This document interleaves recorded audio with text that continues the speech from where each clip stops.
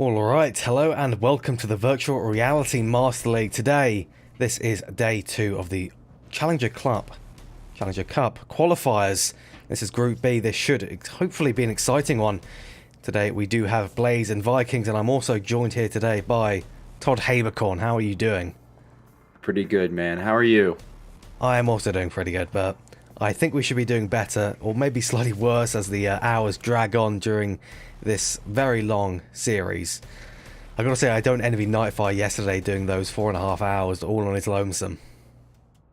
Yeah, this is kind of the caster marathon, but for our viewers out there, we're gonna hang in for you guys, bring you these awesome games. Absolutely. Now we do have the maps list here. We can just very quickly go through what maps we're going to be playing. It's the same as the previous day. For the first map we do have Downfall, then we have the following maps: Bazaar, Cargo, Quarantine 1 and Suburbia.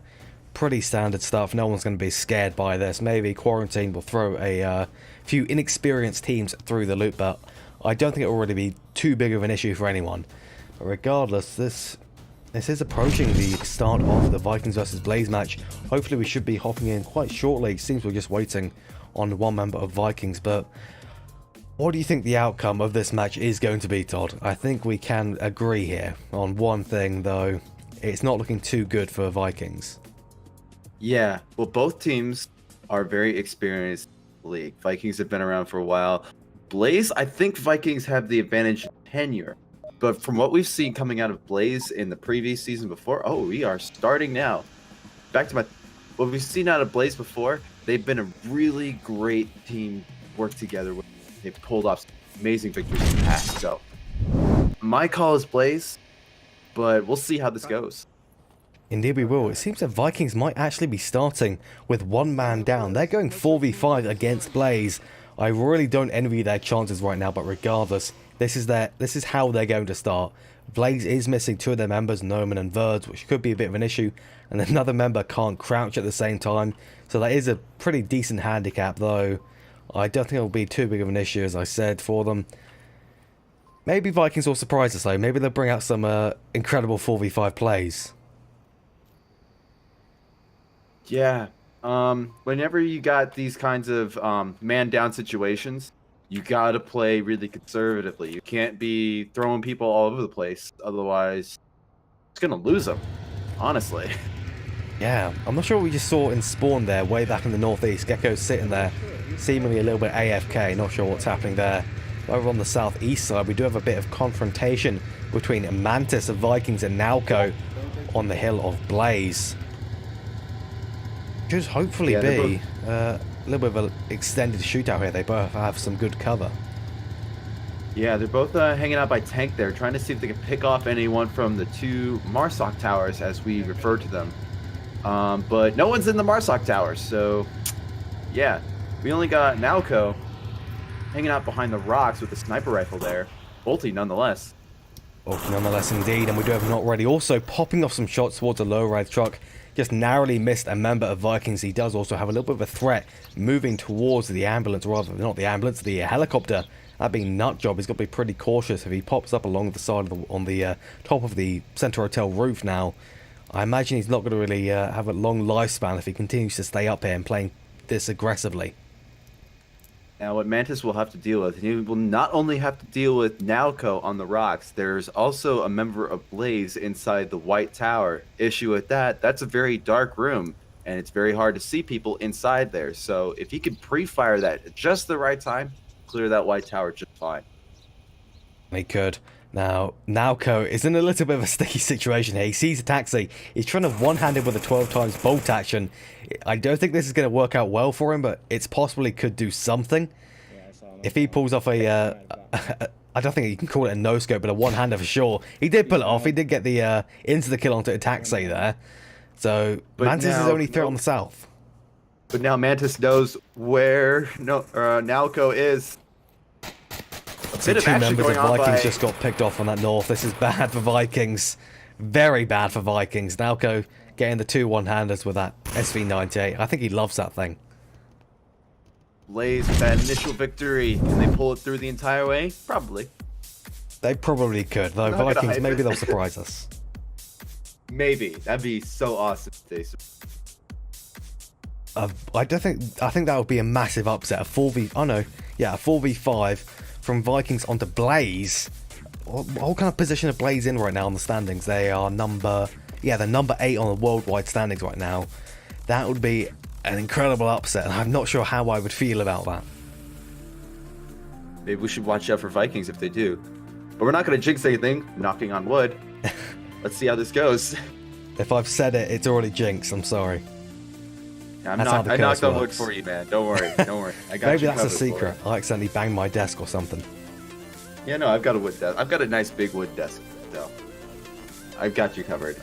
I think these superstitions do transfer internationally. So. Yeah, they go cross-continent, transatlantic curses, you may say. Yes. It's going to be the same objective now for Vikings to defend. Now, the defense typically has a bit of an advantage because they don't have to move and they don't have to give their positions away at all. So maybe Vikings can tie it up here. They could. It is quite an easy to defend objective as long as they don't play too wide out. They should be relatively safe unless Vikings... Maybe they are really good at playing wide out on downfall. We just don't see that during normal league play. Or maybe we do and we just miss it because they don't really have their games cast too often. So it's entirely possible they could win out around here. This is an easy to defend objective, as I said, and Blaze, they are not in too great of a situation, as I explained earlier. Missing players, one bad back. It's all kind of an amalgam of potentially disastrous combinations. But regardless, going into the second round now, this is Vikings' chance to possibly show us what they're capable of. They are still one man down, but... Maybe they'll let it affect them mentally, maybe they won't. We'll have to see. You're playing these man-down games. You can't really let it get to you if you lose a couple. Otherwise, then that just cascading effect. The mental side of Onward. Yeah, absolutely. We got one going in here. We got one going into the what used to be the dark room. I don't know what to call it now. Oh, no, he's not room, I guess. choosing to go there. The light room, yeah, now, right? They're getting pretty good coverage. You got two people on objective, or actually really three in a way. You got Mantis hanging out in that dumpster 2-story, as we call it. When ETAX is looking out on the Marsoc towers, make sure no one comes from the top there. So they are doing what we said they probably should do, which is hang out very close to objective. Watch out for the far attack. Yeah, when you're one man down, you don't really have the luxury to have some people spread out looking far wide. They do have one on the side of Vikings looking out during that position. That's being Nutjob up in the south there.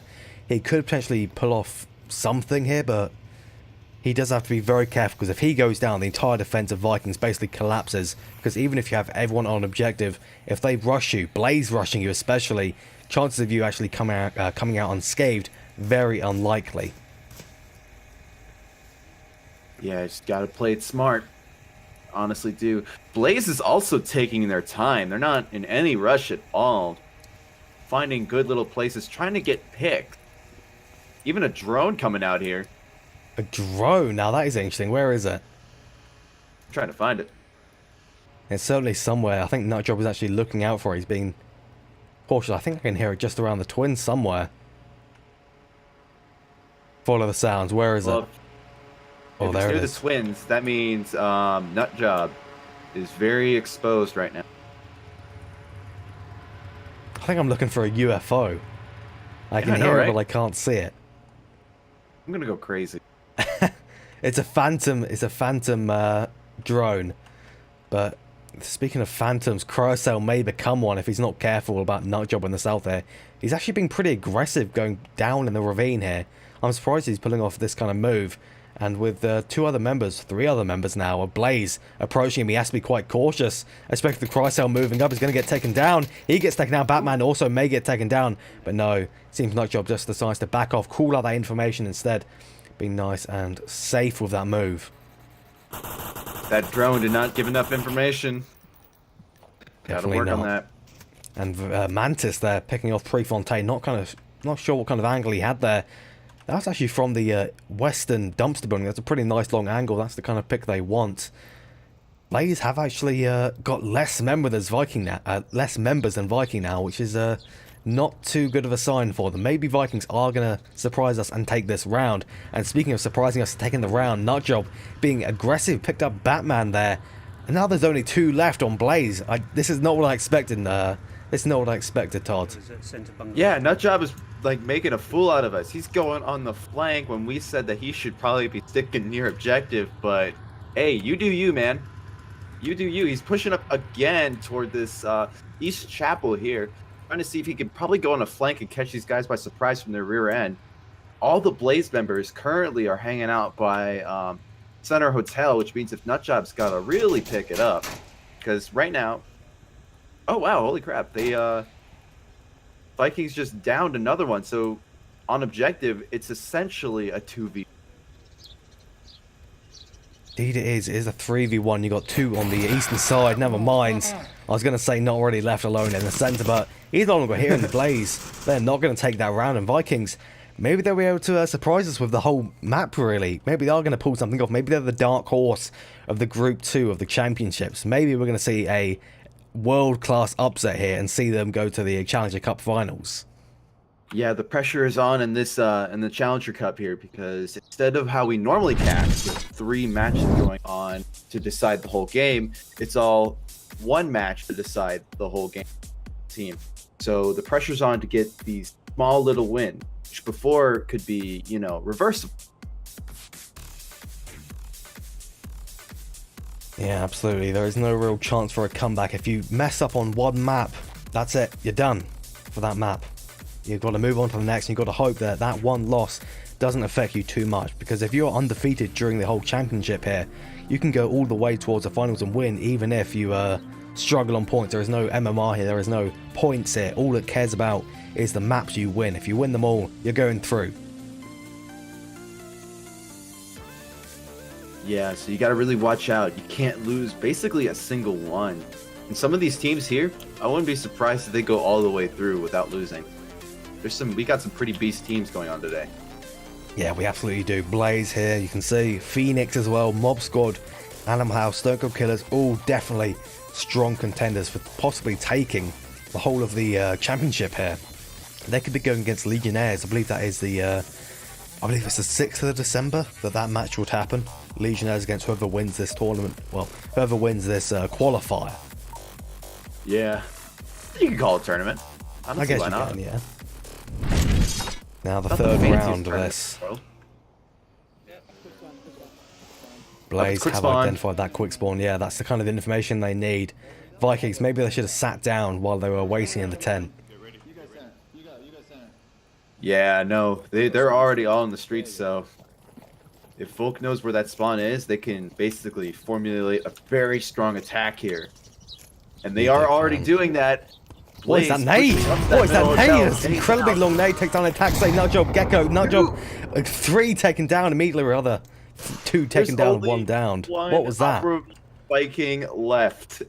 What just happened, Todd? First 30 seconds of this game, nades happen. Prefontaine going down. Oh fuck! I almost fell over. Mantis is struggling going here. Out. Will Cryocell get this kill right off the bat? He's got to kill 2 of them. Oh, he chooses to run back. He's spooked. Cryocell doubling around the back. They're both trying to flush him out. He's inside the building now, or now he's going back out. He's just watching that doorway, it seems. He knows he's got to be really cautious. I can't believe we've seen 3 people go down in the space of 60 seconds on downfall even. Not even a rush. This is just insane. There he goes. Mantis straight in. Not going to live too long. And nade also coming out from Cryocell. He wants to deal with the man left outside the building. He's going to knife Mantis. Now he just needs to deal with Nutjob just outside the building. He's got to be careful or other. It's a taxi, and a taxi goes down, and Cryocell is going to finally clean up that mess that was the western side there. I've got to say, that nade was not what I expected at all. What did we learn, kids? Don't let them see you on quick spawn. A valuable life lesson from Todd. Matter of fact, I think it was mostly Cryocell versus whatever was remaining of Vikings that entire round. I didn't see any other action happening aside from all the nades at the beginning. Speaking of those nades, how perfect were those nades? That nade, I think it could only have been slightly better if they just cooked it a little bit more. It would have killed all of them. But that was the perfect nade to just spook Vikings, have them turn around, look for the revive, and then who was it that rushed up? Prefontaine? Yeah, it was Prefontaine that rushed up, tried to take them down, got killed himself. Now Cryocell just cleaned up the remainders. I think that's a tactic we're going to have to see more of. I never thought that a long nade would be possible on that spawn. That is an interesting tactic, to say the least. I think, and people are going to hate me when I say this, I think Blaze got lucky. They pushed up thinking that Viking probably going to hang back a bit more, probably. But the timing of their nades was just perfect because Vikings made the mistake of deciding to go all in, and everyone kind of clumped together. So, expert nade placing by Blaze, but also with a cherry on top of luck. Yeah, absolutely. We're going to have to see how this following round comes up. Maybe Vikings will take back the defensive round and continue a Volt trade. Maybe Blaze will continue their reign of terror, coming off the pace of that nade and going into another successful master round. We're just going to have to see as we go into this 4th round. There always seems to be on downfall this light Volk fan. Mainly because it's such a huge map and Volk doesn't have to move anywhere. Yeah. Speaking of not moving anywhere, we have a shield coming out from Nalco on downfall. The infamous Blaze shield plays. Not moving anywhere? Wow. You are spitting fire, Bucks. You are. I'm sorry, Nalco. You know I love you. This is certainly looking like a southern push here. Probably the best decision they can make under these circumstances. They know that Vikings only has 4 members, so they can't really afford to put too many people towards the south. So if they just rush the south, come in from the south, put the shield, go for the cap, they could take this 4-1. That would certainly be interesting to see, because the only man left in to defend the south is again Nutjob, and maybe he'll get like a triple kill as they all line up, but I don't see it really happening. The shots are ringing out. He knows there's men in the southeast now. He knows he's got to be pretty cautious. Yeah, so now we got Nutjob. He's hanging back out of those rocks again. Doesn't really know how to change up his position, I guess, but more power to him. He's going to have to be surrounded, though, probably, if he doesn't watch himself here. Cryocell moving up the hill here. Let's see who wins this one. Yeah, I'll have to be so cautious. There go the peak. Oh, and unfortunate. I got him. Cryo, once again, dominating in that 1v1ing skill. 1v2ing saw last round. Yeah, Blaze, he's been doing well. yeah, Blaze now has the high ground. It's over, Anna. I had to do that, you know. But now they can see where everybody else is with a reasonable distance, unless they're in cover. Yeah, it's going to be hard to spot them from this kind of distance. There is a man on the side of Volk sitting inside that center hotel. Maybe they could catch him. Maybe Prefontaine will decide to pre-fire through the doorway, but that would be a bit of a shot in the dark. Though not an uncommon one to make. And is this a Got our South Shield finally pushing up? I thought he'd go a little bit faster with this.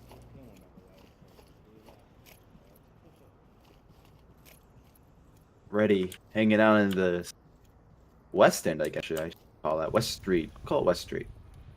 Trying to look for pics on the hotel there. No one's really revealing themselves, even though there are people there. Yeah, they're all watching carefully of that southern side. Probably the best decision. They don't really want to pay attention towards the northwest too much, though maybe he'll be an issue for him if he decides to rush the objective. But speaking of rushing the objective, Nalco seems to be going straight in with his shield. Chrysler was just taken out by Mantis, but it's not deterring Nalco at all. He's going straight in. He's totally fearless here. He could take down Mantis and go for the cap immediately. Here he goes, straight in. Mantis is not going to be too expecting this. He goes in, goes for the knife. He takes the knife. Attacks A also taken down in a trade with Not Ready. Now Nalco is capping K1 Gecko, trying to go in, take down Nalco. But unfortunately, it's not going to work out. Blaze not going to get that cap. And Vikings not going to defend that objective. This is when that 5v4 comes in. It becomes so much easier to cap if you can catch the team off guard. Yeah, it really is. I think that's going to be a big issue for them. You can play 4v5 in this tournament, but going all the way, you'd have to pull off some incredible maneuvers. I'm not even sure if Globochem could take a 4v5 in a tournament like this. It's such a big disadvantage to have in any scenario, Marsok or Volk. You just can't really work off of it. The game did used to be 4v4, but ever since the 4v5, the tactics have changed so much, the meta shifted, and it just became impossible to really play 4v5. Yeah, every single man count, honestly, whether they're just calling out or actually, you know, being up in the front line. That information or that hands-on work really comes into play here. And so if you're down, you're basically lost a person right in the beginning of the round, honestly. I don't have any other way of describing that.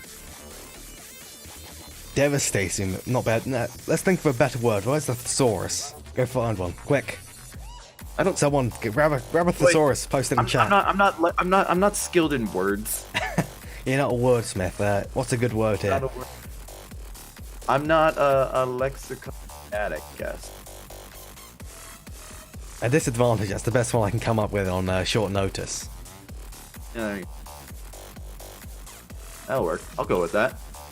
It's good enough, but speaking of good enough, Blaze 2 points up on Vikings here in the north objective to possibly finish this map off with. I have a feeling that Blaze is definitely going to take this defense round. Vikings maybe not going to expect a rush out Blaze, and I think that's exactly what they're going to do. It seems like a very Blaze thing to do when you have the points advantage and you don't have to worry about a possible comeback here. So Vikings have to be very cautious as they hop in to this fifth round. Yeah, they have probably one of the harder objectives to defend here.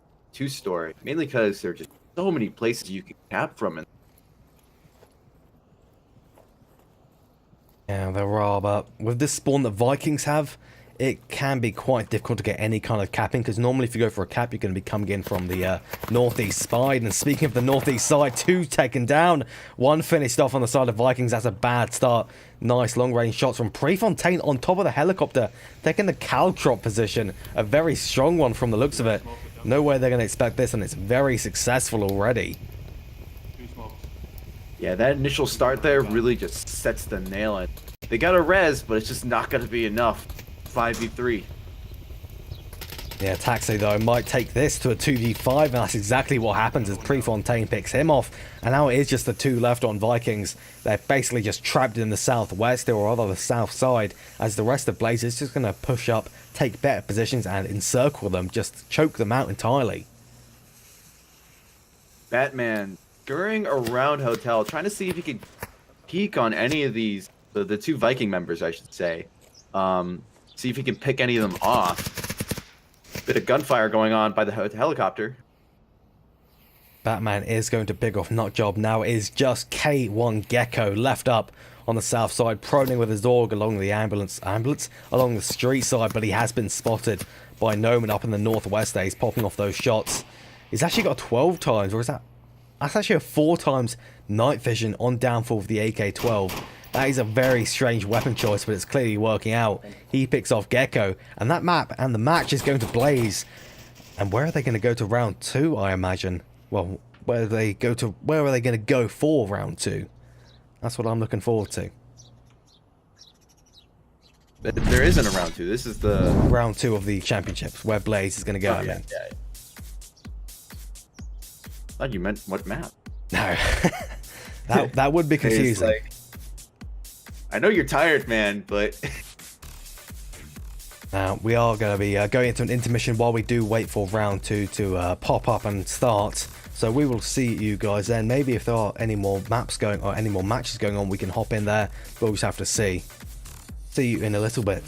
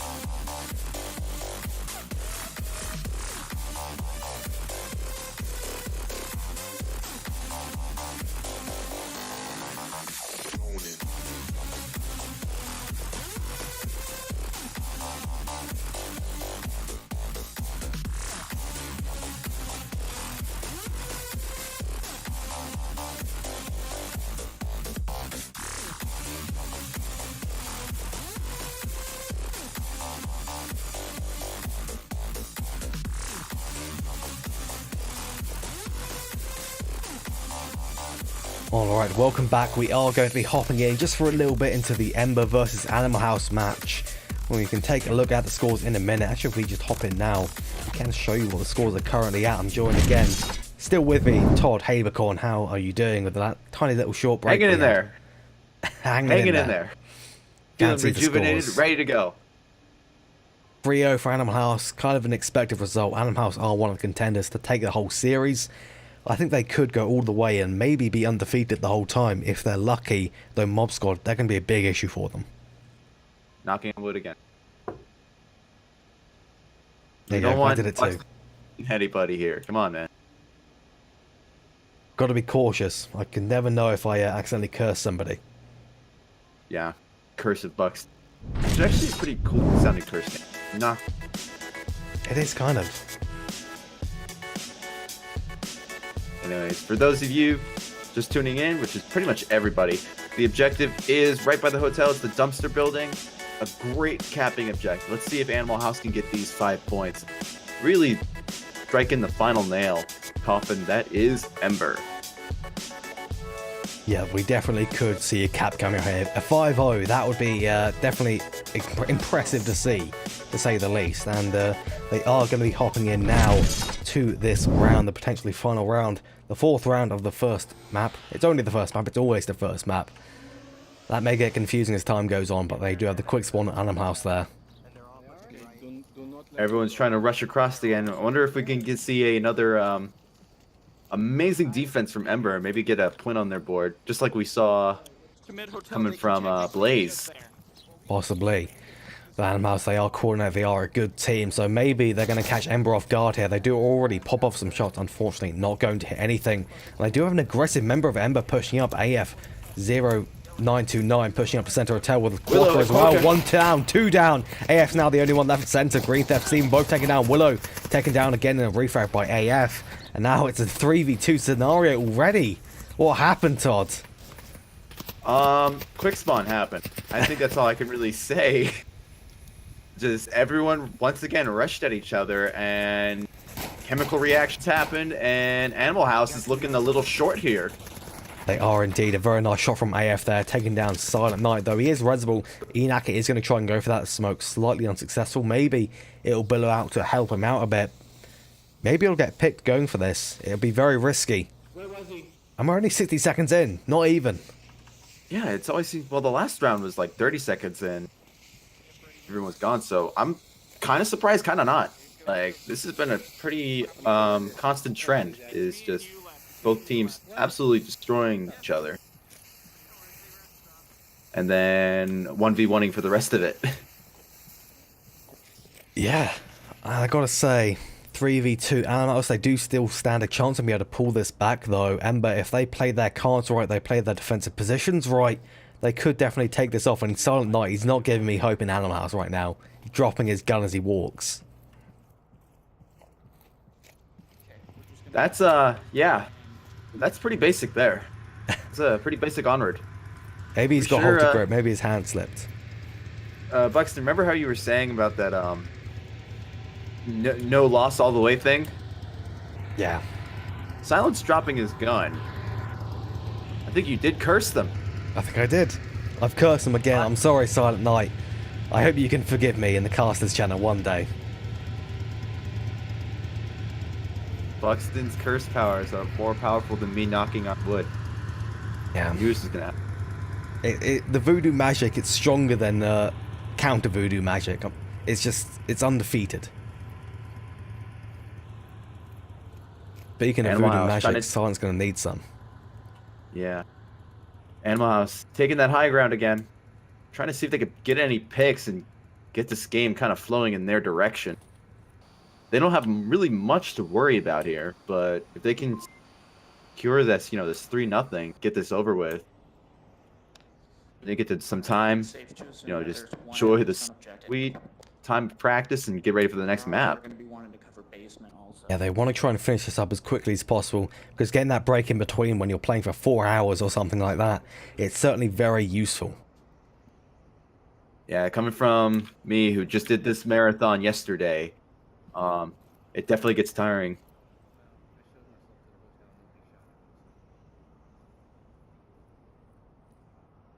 Yeah, it can be incredibly tiring. So, Animals, maybe they are going to try and just get the kills, not go for the cap, so they can secure this a little. A little bit of a standoff here between Rob and Durfin, 1-2 story, members of Animal House and another. Yeah, he used my center hotel. That means One going through Chasm. Chasm, or the ravine as it may be more commonly referred to. It's I think you can call it a chasm of death. Most people that go down here are going to die here. Silence choosing to meet his maker here, but he's not home in White House. Nobody from Ember is actually watching down here. He has a free pass to get all the way to the White Building. Maybe if he gets some nice shots on towards the objective building, he could even take down Rob 888, and then that's just a free ride to the objective. Now, if Rob looks at this door over here, you can potentially see Silent maybe peek out and get that advantage because, he has a bit more cover than Silent. But I think Silent's actually doubling back into White House. So now, Yeah, it seems so. The shots from AF there were just going toward north of the Twins there. He did almost catch the remaining member of Animal House. I think that is Enaka, yeah. So he's pretty lucky to have gone out there alive. this game started off really fast. Now, slow down an incredible amount. I wonder if Animal House, but Animal House got a res actually, so now it's 3v3. Where did that come from? No idea. Robert 8 in any case is taken down. Objective I think that might, yeah, it seems like disconnect on Animal House there. Not an actual revive there. Just makes it seem there's an extra member, but in fact is not. Silent Knight also threw down a syringe for Enaka there. That's interesting to see. Silent Knight is now stuck. He's bugged out. Unfortunately, now it is just Enaka. He should be able to take down Durafan. He peeks the corner. Unfortunately, that's not going to be the case. And now with 20 seconds remaining, Silent Knight is going to have to rush the objective here. Rob 888 won't be able to call it out though. Silent Knight should see Durafan coming around the corner. Unfortunately, it's not quite in time as he gets taken down with a headshot from Durafan. And they take that round, and we're going to be going to a second one. Not really what I expected. Yeah, no. Animal House did start off really strong in those first like 30 seconds with winning some of those 1v1 situations, but then toward the end of that little brawl on Center Hotel, they kind of let it slip. Mainly like Will-O-Wisp losing when he ran upstairs without checking his corners. Yeah, you got to check your corners when checking that Center Hotel. Otherwise, it can be a total death trap. I think it's safest to clear every bit with 2 men. So 2 go up 1 set of stairs, they clear that, they go back, clear the other set of stairs. You've got to make sure it's all clear, make sure you're ready to get any refrags, because otherwise it can be a total and complete death trap. Yeah, saw that today. It indeed. My Onward just crashed, so I will be back shortly. Very unfortunate. Hopefully it's resolved reasonably shortly. Todd should be hopefully coming back in before that round, this actual round starts up again. But maybe Animal House with this objective, I believe this is the same, actually no, it's the Western objective by the Bungalow. Maybe they are going to be able to pull off a defensive round here, take this to a 4-1. Same score as we had during Blaze versus Phoenix. Not Phoenix, Blaze versus Vikings. I put Phoenix down in my notes. Don't know why I've been thinking of Blaze versus Phoenix the whole time. Very strange. Vikings and Phoenix are just the same thing in my mind. Not typically you would associate water with fire, but in this case I do, as we hop into this 5th round. I guess you could Who's got hotel? Even getting some high fives and spawn there. Alright, I got hotel. Is your mic up or did you need it? Rest of Animal House ready for this rollout. Ember seem to also be pretty ready for this, so they may encounter an issue immediately. Enaka seems ready for the southeast spawn. He's looking up from the Center Hotel. He knows this is a possible spawn. He should know the sight lines as well. And Steven again is taking the Caltrop position. We've seen this twice after not seeing it at all. He's laying on top during the exact Caltrop position. He's ready for this, and Steven insulting his teammates as he just sits here. He's got nothing better to do. And Greentheft almost kills Steven in anger. What is he doing? He's giving away his own position for that.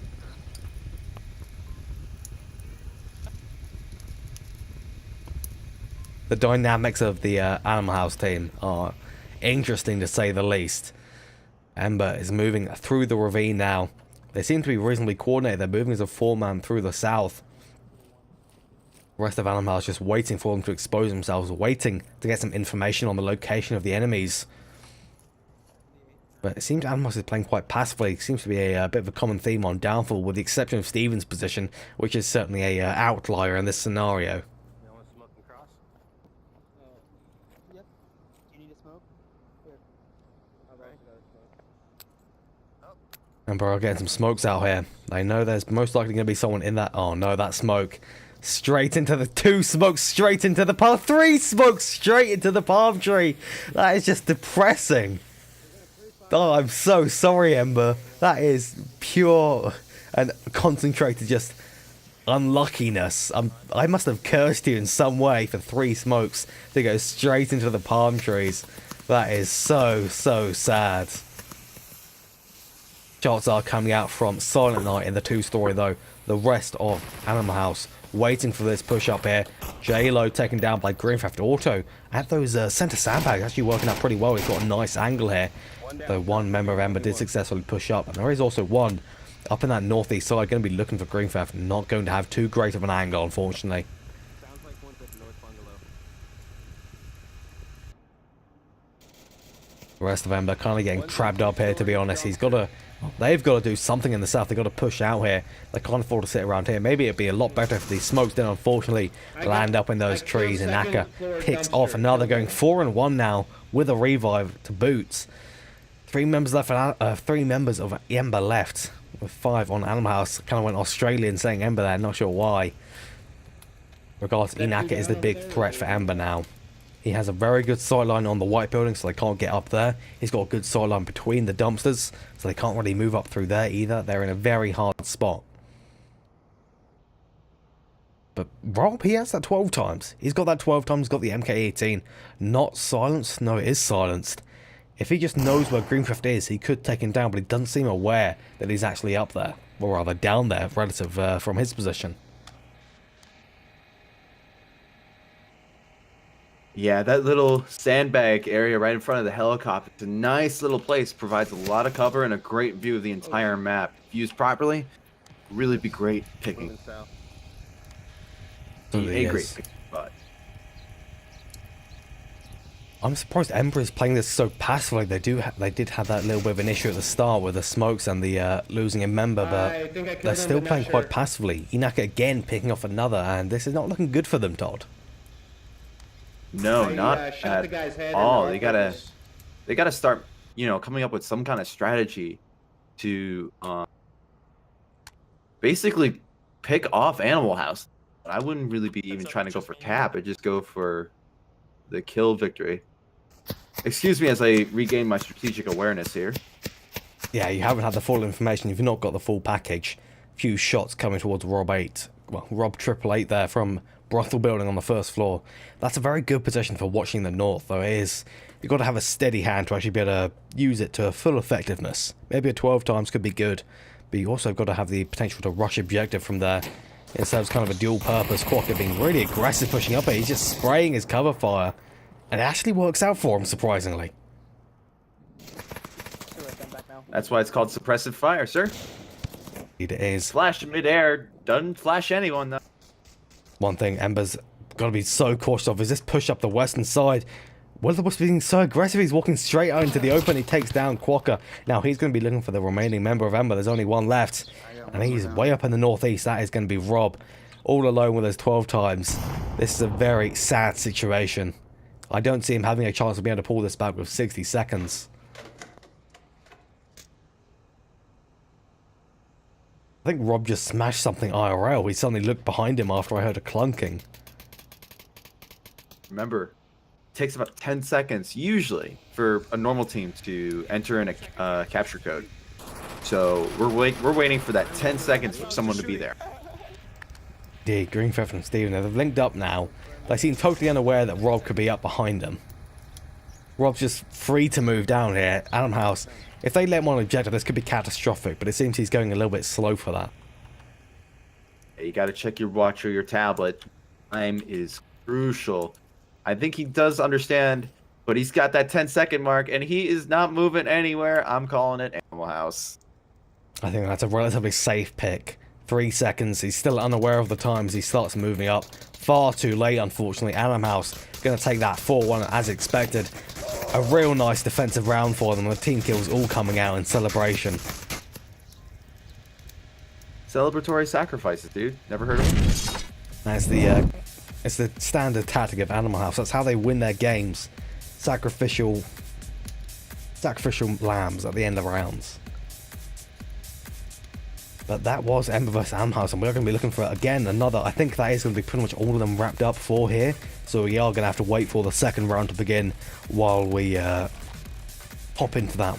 Hopefully, we do get a very good match indeed. It should be hopefully exciting, whatever it may be. Maybe it's going to be like something like a Blaze versus Phoenix, or a Blaze versus Mob Squad, or even versus Animal House. That would be very fun to see.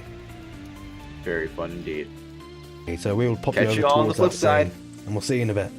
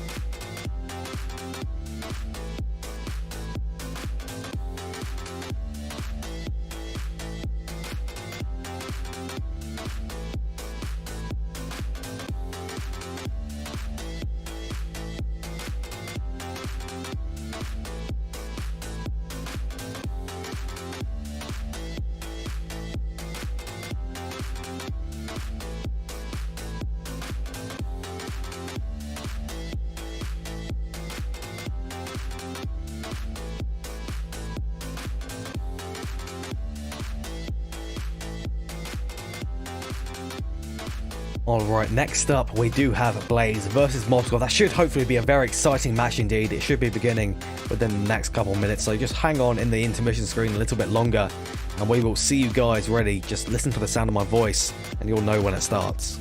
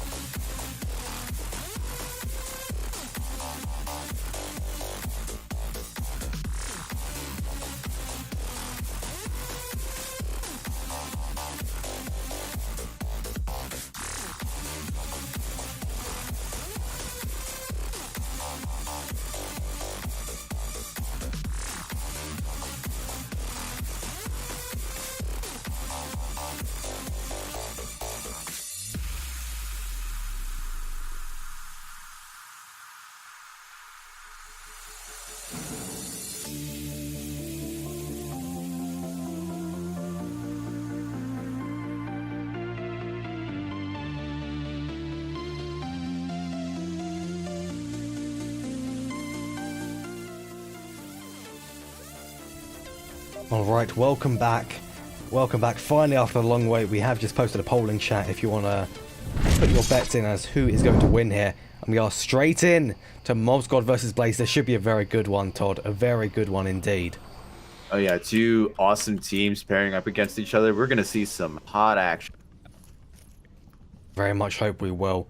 With this Western objective to start off with, it's a pretty nice one for Blaze. They do like to play this quite aggressively, I believe. Not entirely sure how Mob Squad is going to plan for their offense here. I imagine they have prepped especially for Blaze, as they are the main threat for their potential to take this qualifier. This is their big chance, so I imagine they didn't want to squander it. Bit of C4 from Batman there. Where was that? That was just in the western courtyard. And speaking of C4, we have a bit of a bomb in the north here. Two men of Blaze, way up in the north, far away from objective. This is kind of a shock. They're definitely looking for a flank. Yeah, this objective's a little harder to defend because there's just so many corners that an attack can come from. So a little interesting that they're sending up two of their guys to basically the north side of the bazaar in order to try to flank and pick off people. Absolutely. Mob Squad now is starting to move through slowly but surely up the western side here. Plots is in a little bit of a dangerous location. He's in the same room as where Batman C4 is planted, so he's got to be very cautious of this. The second he makes any noise, Plots is going to detonate, and it's a goodbye to his lower extremities. Very medical term from Buxton here. Plot begin to make his move into this west alleyway here. Will Batman hear him? Batman. Oh wait, no. Noman. Right. Noman. They're walking right past each other. No, I'm sorry. That's not Noman. That's Nelco. Plots knows though. Plots knows. And Nalco pops off those shots, takes down Bloega. Now he's going to have to rush. Plots in a trade. Takes him down. He is resible. That's an advantage for Blaze. Most likely going to be finished off by Nolomite there as he comes out of the second floor. Coyotes. There is Prefontaine. He's coming in hard. Prefontaine should have called out Nolomite. Yes, he did. He knows. And now Prefontaine's going to be hunting Nolomite. He peeks out. He sees him. He takes him down. And now there's two men left on Mob Squad. All of them in that southwest side. And it's not looking good for Mob Squad in the first round. Oh, yeah, I know. Definitely a 2-4 with one resible. Now it's 2-5. I would call it Mob Squad. But then again, these teams are so good. I'll give them the benefit of the doubt. Would as well. Arsemper almost took that guy down the west courtyard. That could have been a little bit dangerous for Blaze. That's an important position. It certainly shows its worth there as he takes down Semper. Very nice long-range angle. One left on Mob Squad. What will he do? It's going to be a hard battle. 1v5. Last man left. He is Stab House. He knows what he's doing. He's an experienced, good member. It's going to be an incredibly difficult battle for him to take this. been a member of the league for a while. He knows these ins and outs of the maps. Wonder what he will do. He's been around the block, you could say. If we take a look at the map here on the defensive Blaze, you can see that they are quite well spread out, especially with the man still up in Coyote. They're quite aware of the northern side, and that's a good position to also go for a flank if the situation would call for it. And you can see a flank already coming out from Blaze. Seems he's going for this palace building where STB House is. They're ready for this. They just want to encircle him, end this round quickly, and move on to the next. Now, if we look at objective, it is a little free. So if STV basically take out Not Ready and Batman, he might be able to nail this cap. Good, but the rest of Blaze, I think they'd come in really quickly. They know that these forward positions, they are not too solid if they lose the men on the objective, so they're going to be looking at their tablets. They're going to be ready, listening to any sounds that may pop off from the objective area, and they'll just check their tablets rotate the second they hear a single pop.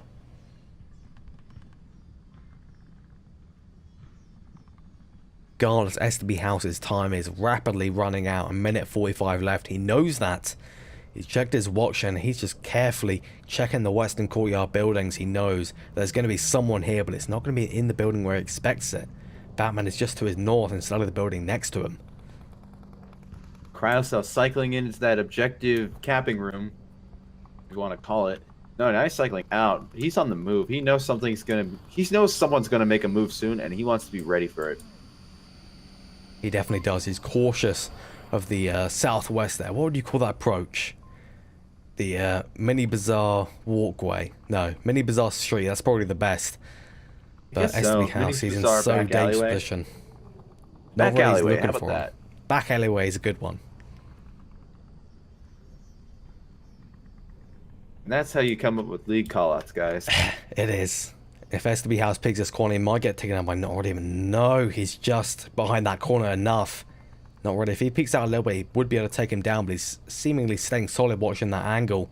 But if STB House keeps pushing up like this, he's certainly going to be seen. Batman, also watching the same angle, is going to get double teamed from the back and the front at the same time. Taken down. That's Blaze getting that round quite as expected. Very nice With initial run. 5 strong. Flawless. Not a single man down. Well, down, yeah, but they res. Yeah, technically. Not a single man finished off. Yeah, here we go.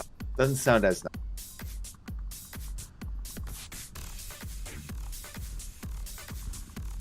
That's pretty awesome of Blaze, though, to get that kind of a win against such a legendary team.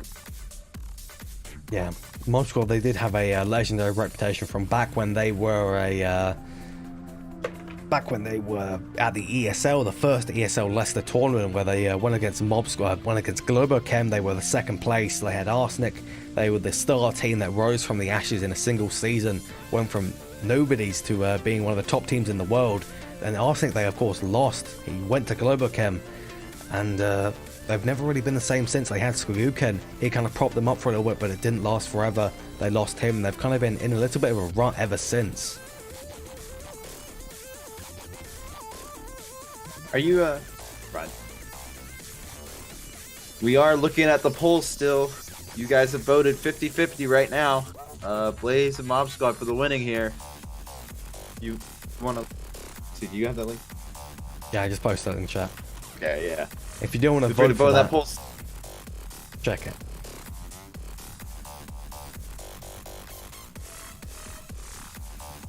I don't know, the viewers don't seem to really be fazed by the fact that Blaze just destroyed Mob Squad. Not 5-0, but like with the full team, strong. Yeah. Maybe, I'm not entirely sure on how Mob Squad does play on Bazaar. Maybe it's a little bit of a weak point for them. They did lose against Animal House in the past during standard league play, which is certainly not something that's entirely convincing.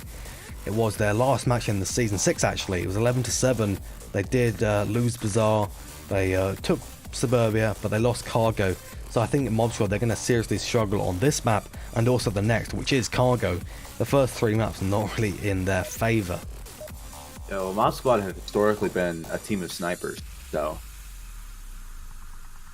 we'll see how they fare on these close range, high intensity maps. maybe they'll do quite well. Maybe they'll pull something out of the proverbial bag of skills like Animal House does so often. The fuck? Oh, no, anyone else see that? Now, they'll roll out the Tanks. western objective. Tank spawn, of course, as usual. Standard rollout, I think, from Blaze here. We might see some action on this main street here. If they choose to push up a little further than usual. Blaze could be a little cocky right now after that amazing victory. Mob Squad is actually being quite aggressive here. Arsem's actually peeking out way out in the open along with Bluega.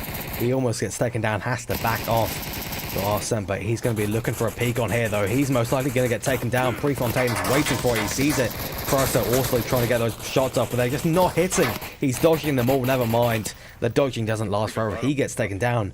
Not sure why he stayed there for so long. That is not the best cover in the think I world. It got is one so down. tiny. Yeah, we got one down. Yeah, it's very thin can- cover, though it's solid.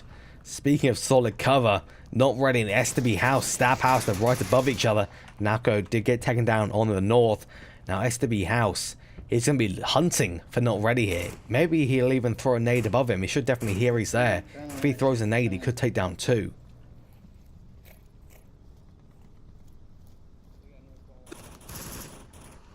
Speaking of taking people down, Cryocell taken down by Bloega. This is slightly more evened up. Mob Squad does still have another man up, and if STB House peeks us, he could make it even less evened up for his team. If he's peeking, he gets it. As expected. There is the caution, not the caution, the danger of Batman just next to him. He's going to be looking for the refrag most likely. He should have heard those shots. He should know where that came from. So he must know there's going to be someone in this stair position. It is quite common. Sorry, East Market, East Market. Blaze, not really looking too good for Blaze after that first win. Right now it's 4-2. Mob Squad's advantage. Speaking of 4v2, it's not anymore. It's 4v1 now. Mob Squad still having those 3-men advantage. Prefontaine finished off by Plots. No chance of a revive. And now Batman's left all alone to deal with SB House just next to him. And he can't do it. He gets taken down. Plot's going to just come in, finish him off, clean things up. And no, it's actually going to be SB House. And Mob Squad, they are looking to be the Volk aggressors here. They're working well. It is working really well. Right now we're seeing a very Volky trend here. Whereas on Volk, at least on this objective, is doing exceptionally well defending it. Maybe that's something Blaze struggles with a little bit. The kind of defense that Mob Squad plays, how would you define that defense? Passive but aggressive, maybe. Yeah, so what they do is they find these great spots. Like you saw Nolamite, he was on the alleyway. I have a word for it, but I can't say it on.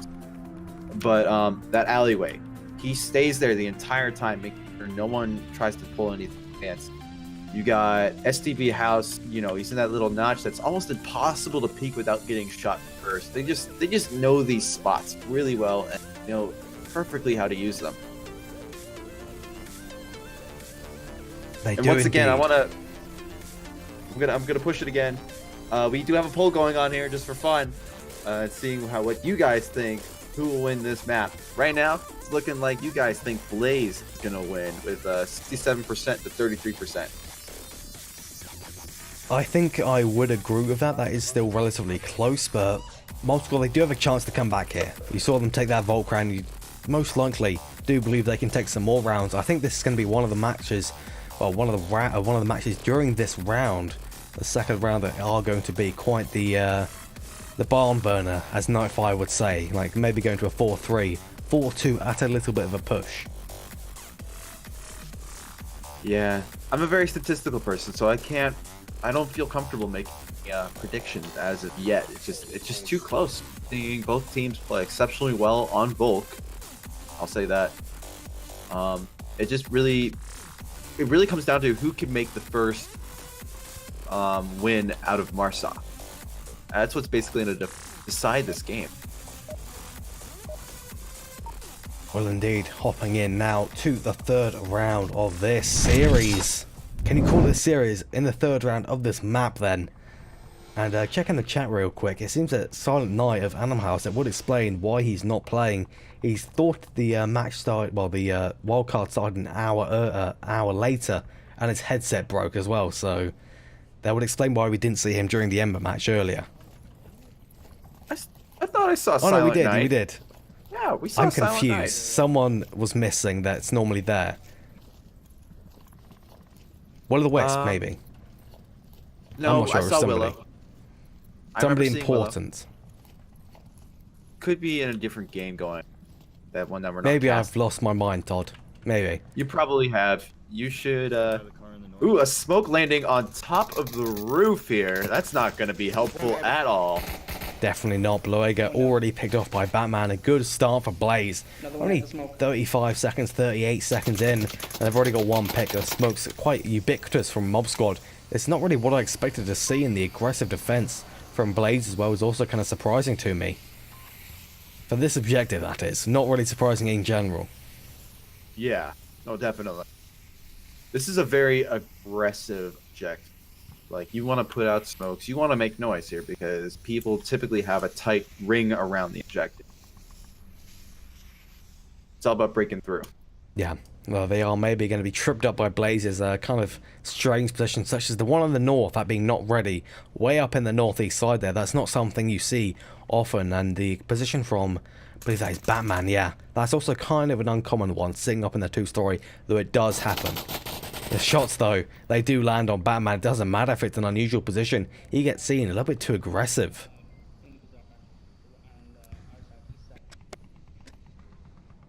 Currently mostly tied up. Blaze with a, slight advantage. I'm hiccup.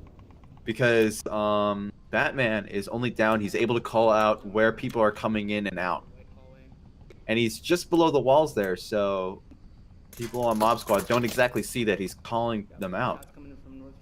Yeah, that is quite useful getting the information out, but Cryocell is going to have maybe a little bit of a tussle with SB now.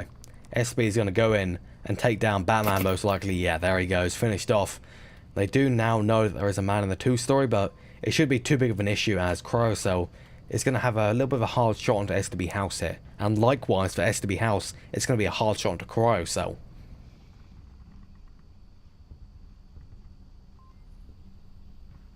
Speaking of a hard thing here, Plant's going through the hard push in the alleyway, not quite working out for them as Prefontaine takes him down. And we're almost evened up with Mod Squad being one extra man down. Blaze, they are looking reasonably good. The Mod Squad, I think they could take this. One well-placed nade is all they need. Semper takes down Not Ready on the north. Now, he could come in from the north. This could be a cap territory. Semper moving in under smoke. He could probably cap this. He takes down Nalco. Crycell knows he's here, though. He's going to pre-fire this alleyway. Maybe SDB House gets team killed by Semper, instantly taken down. Very unfortunate how they know that Crycell is on the objective. Semper, if he has a nade, now is the time to use it. Ouch.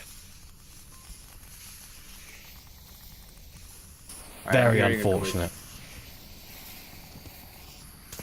More nades coming up from the objective. Semper taken down. Crycell also taken down by Nolomite. Now it's a 1v1 situation, and Prefontaine is not in a good position to defend the objective, though if he picks his corner, he could take him down. Yes, he does. It's a trade.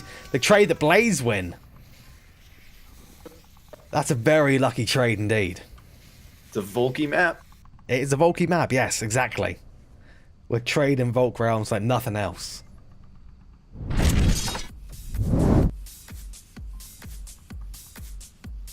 Not really what I expected. A Volk round win with no Marstock wins currently from Blaze on Bazaar, which is one of their, I'd say, best maps. They are missing two of their star players, but still not what I expected at all. Do you know what it's called, though? Enlighten me. A fun game. That is true. That is definitely true, Todd. If it weren't for that team kill, I'm pretty sure Mob Squad could have probably done something, but you just gotta check your fire and know where your teammates are at. Yeah, I thought they could take it as well. But yeah, man, it gets a little tricky when you have, your team basically rushing around trying to keep their position, on the fly.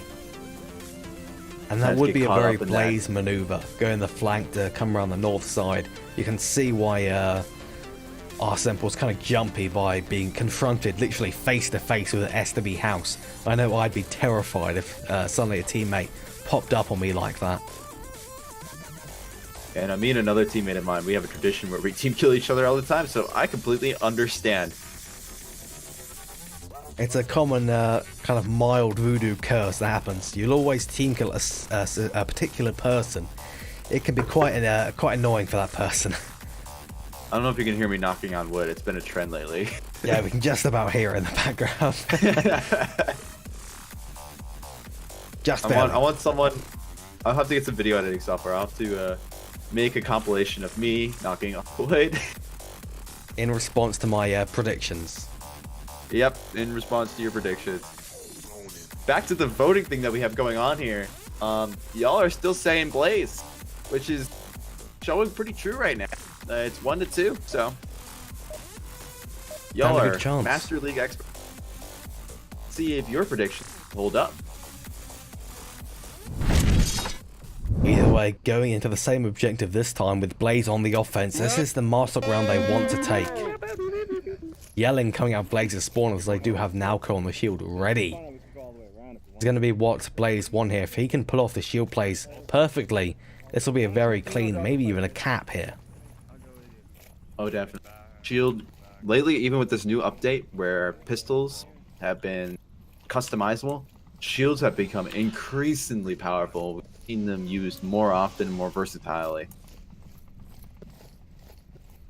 Yeah, we have seen them quite used significantly more, as you said. The hollow sight on the red dot on a pistol is quite nice. The laser sight on a pistol with a suppressor and night vision, that's even better. They do have to sacrifice a smoke or a nade or a flash, something along those lines.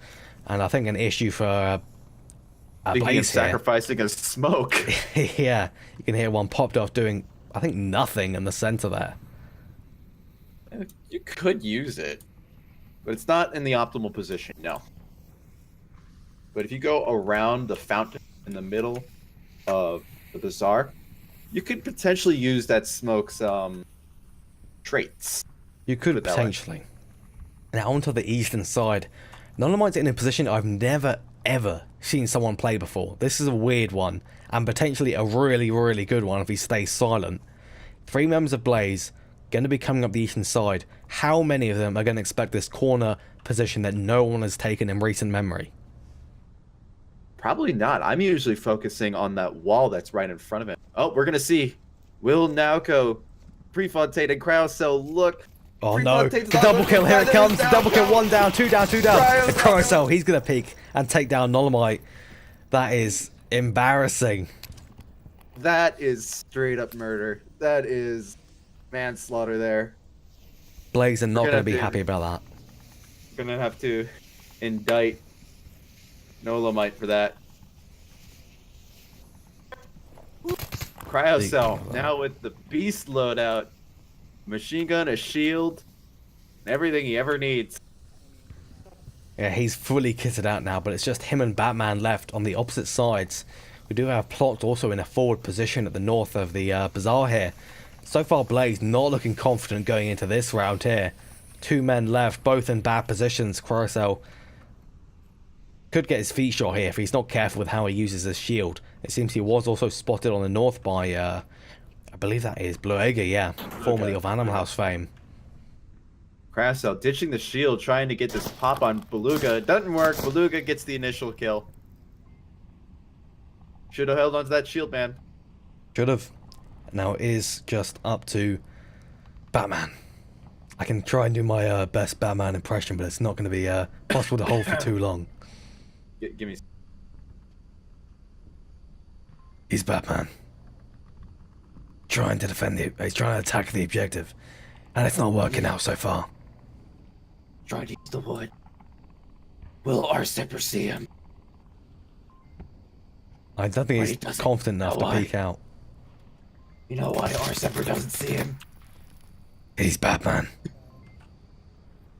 It doesn't save him though. He gets taken down immediately by our Semper. How will the Dark Knight rise? How will the Dark Knight? In the form of a mob squad to be exact. did see his body fly a little bit, so I guess the dark did rise. Yes, technically it did rise, yes. Rose into the air. Because I know the Dark Knight is the Risen for doing grammar, but... Once again, this is a Volky map. It's so Volky, you could call it a Volktown Volcania in terms of this series and not in general. Because normally in general I think it could even be slightly Marsoc favoured even, depending on the objectives you get. Because say you get like a ice cream objective or a quick spawn with an east objective or a western spawn with the center objective, that can all be very Marsoc favoured. But they've not really been getting those spawns that allow them to pull off that Marsoc favoured stuff. I think that's kind of what's causing Blaze some grief here. They're not getting those spawns that they need. We were just talking about those quick spawns there. I know for a fact Mob Squad loves that quick spawn. They know how to pre-fire, they know how to rush up and get quick. So that'd be very interesting to see if that comes around. And at the rate we're going, it probably will. Most likely a 4-3 would not be an unsurprising result coming out from this match. Certainly not. I'm curious to see how the others are doing. If we take a look quickly at the Challenger Cup here, just take a look at the webpage. Doesn't look like that anyone has actually finished off their matches just yet. There are some very good ones. We do have, let's see, this one of course, Blaze versus Mob Squad. Phoenix versus Dunkirk Killers, that'll be a very close one. They had a close match even during standard league play, let alone a championship. We got a quarter spawn here. We have to attack Kayat Center. What do you think? Will Blaze or Mob Squad win this map? Let us know. We have a poll that's going up in the chat. 0902. Gotta check that poll, vote your things in, so you can get the mild bragging rights. Very mild bragging rights. Do you think you have the knowledge it takes to become a caster? If it's completely opposite as well, that also counts as you have the knowledge. Because if you are cursed like me, you get a free ride straight towards becoming a caster. Speaking of being cursed, Semper not getting the pace from the previous round's kill. He gets taken down immediately. Some smoke's already coming out from Mob Squad. They're spooked. They do not want to be too under-cautious here. And speaking of under-cautious, we've got an aggressive position from Not Ready here. Takes down SW House immediately in the northwest. That's an aggressive one for certain. Way up there. There's one in building 1. Definitely secures that quarter there. Now they just have to focus on their other flank, east side. The east side is where the majority of Mob Squad is, and Nalco seems ready. If he has a nade out, he could be quite devastating. He does have a nade out. He could potentially take down people. Unfortunately, not going to be the case here. But maybe if he peeks out. Bounce. Beluga, Nalco. It is pronounced Beluga, right? Yeah, Bluega. Let's go with That's it. how I call it. Speaking of Bluega, Nalco, if he picks his corner, he could take down Plots. Maybe, yeah, he picks out, here's an Ago, Plots taken down, Bluega also taken down. That rush working so well for him. That was the smoke he threw, so I don't know what Beluga... Now you're me up. I don't know what Beluga was thinking, because that doesn't help. Yeah, I guess he didn't expect someone in that tight passageway. He just didn't think that someone would be ready to peek out the second he threw it.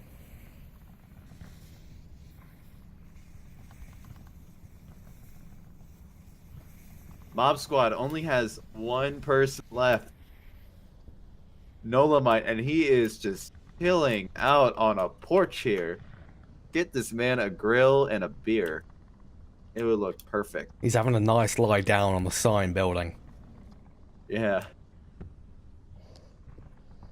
Who knows? Maybe the next 3 minutes he might close on it and just live there.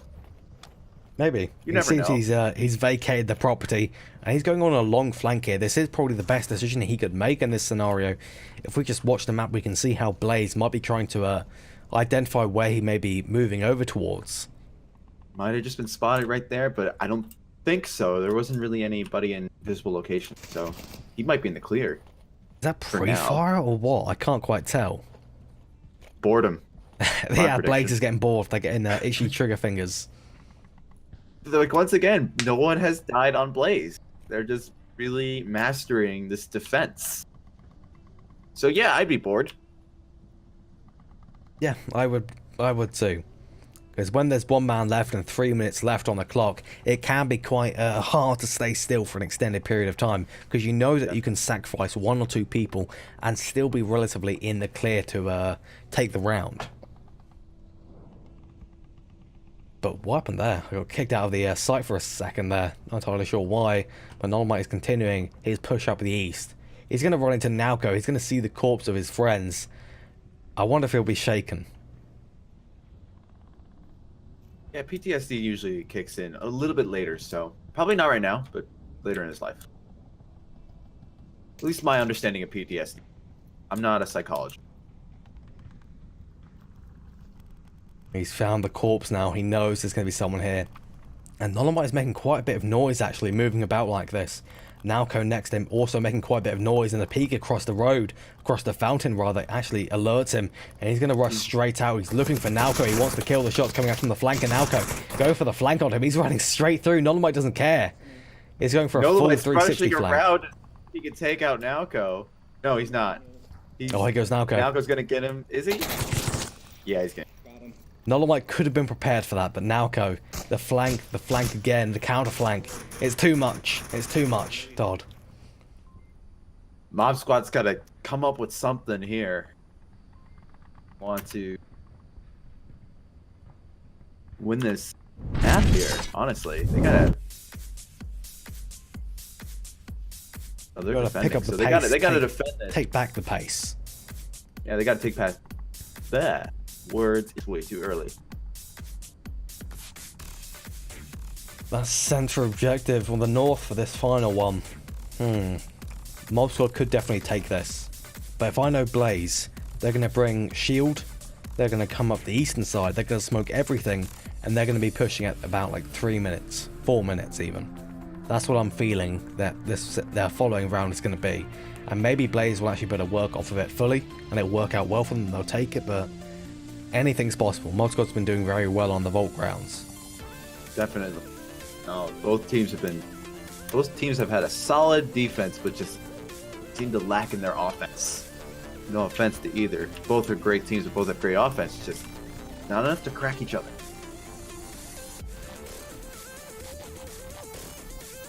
Not quite. Looking at the scoreboard just for a second, you can kind of see an outstanding member here. Nalco is going 6-3, and we saw the plays he pulled off just in that previous round with a counter flank into the flank and then a counter flank. It's certainly an effort. It's certainly a boon to his team that he's playing so well tonight, it seems. Definitely. Every kill counts. People will tell you that this game isn't about the kills, and to a certain degree you are right. But at the same time, you are given guns for a reason. Indeed, you're giving them to shoot people. We're going in to what could be maybe the final round of this map, and thus the round. What do you call this? A single map as a entire match? What are you I call it a this? round. Yeah, whole thing's called a round. That's Call it a confusing. Call it a match, yeah. A mini match. There you go. Yeah, mini match. That's cute. If Blaze can take it, it'll be the end of the mini match. It works well. It flows. That's really cute, actually. I like. Nalco's not bringing a shield. That's surprising me. He's decided against it for this round. That does surprise me, actually. So many like corners and alleyways that shield can just be a beast in. Yeah, the rest of Blaze seemingly happy with an eastern push here. It could be quite good for them, actually. Depending on if they decide to do an aggressive push, it could be very good for them. And Nolomite's going to be the one that can defend the eastern side from the aggressors on Blaze. That nade could land right on top of Chryso. It goes a little bit too far. And Chryso aggressively pushes up. He could potentially deal with Nolomite. Counter nade back. Doesn't land where it needs to. Now he's looking for Nolomite manually hiding somewhere in this general location. That's all he knows. He knows he's got to be cautious. He knows if he goes down, he's potentially doomed to the rest of the eastern push.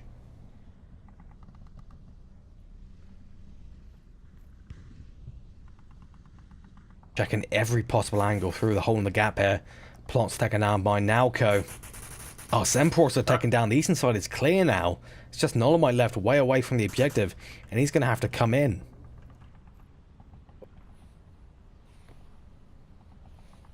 Not ready's got to clear that alleyway there. He has prime real estate to set up something.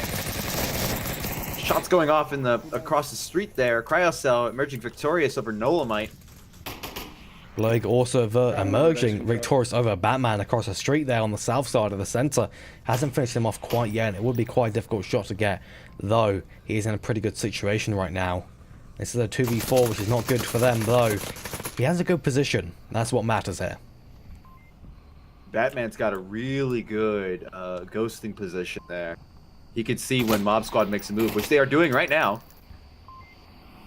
Actually moving in from the north, and now come over to take down STB House here. He moves straight in. He's rushing him, tablet in hand. Doesn't expect STB House around the corner. Gets taken down now. A 2v3. One res is still possible, though I don't see them going for it. Actually, they might be going for it. Choosing not to relocate. Oh, now he is. Oh, And he gets team killed. Bluega. What's up with Mob Squad, man? He's doomed, Mob Squad. They've lost this round now. I'm calling it here. There's no way they can take this back after losing STB House. Oh, Blue. No, man. I'm calling out. Very unfortunate. Oh, man. That's gotta be a kick in the pants. And they get the revive onto Batman too. So it's 1v4. 3 minutes remaining.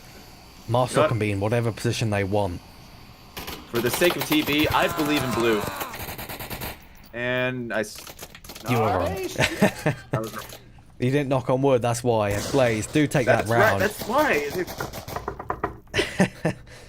That is the mini-match over for this one. We can find another one to hop into, as we'll be going into a intermission shortly while we do look for someone else to have a little gander at. And before we go, it turns out that you guys are great predictors. You guys voted 57% in favor of Blaze. So, good job, guys. Nice work. So we'll see you guys in a minute. Hopefully we'll have a good match coming up in a second.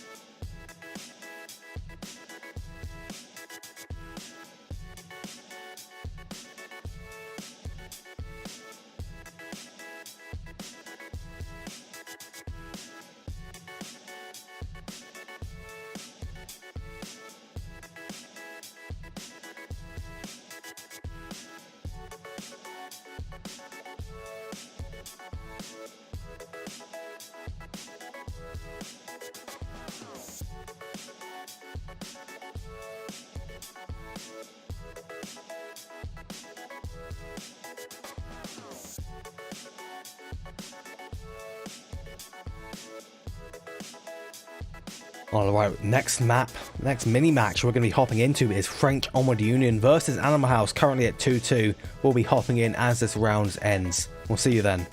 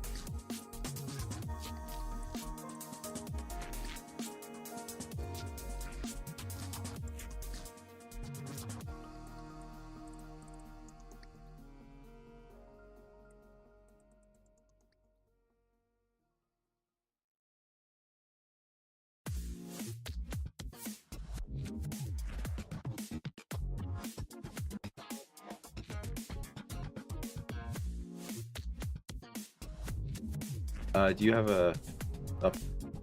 No. We'll only do it for ones we start with. Okay, ready? Here we go. Alright, welcome back. We are back from the intermission, and it appears, as I said, we are going into French Onward Union versus Animal House. Score is now at 2-3, so it is looking to be in favour of Animal House, though. French Onward Union, seemingly, they've been doing pretty well, taking it to a 2-3 against Animal House, which are one of the favourites to win this whole tournament. Definitely. French Onward Union putting up a good fight. Kind of underdogs now, I guess. Would you say? I would definitely say they're underdogs, yeah. Man, that'd be awesome if we could see FOU bring it home. Bring one of the more foreign teams, I guess you could say, to the league perspective, more worldwide basis. Maybe one day we'll see a like full national team like the Spanish Union or French Onward Union, or I don't think there's any other national teams, go to like an ESL event. That'd be very interesting to see. That'd be very cool. Now, we are just waiting on them to start this up here. They are appearing to be starting now, just as I said it. Knock on wood. It always works. Going into the 5th round or 6th round? 6th round of this match. It could be the potentially final round. Maybe we're just on the tail end of it here. But either way, this is what we're seeing. Animal House is already celebrating in spawn. This is definitely Animal House we're watching here.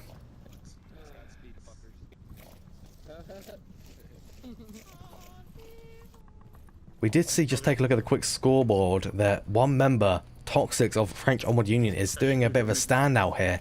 8-5 against Animal House is a very respectable score, especially to have on a map like Bazaar, where you've kind of got to be pretty on the ball with your CQC combat. Definitely, especially on Bazaar here. There are just so many corners that you have to watch out for. I'm watching this top kayak window right now. Steven kind of leaving cautious. the really.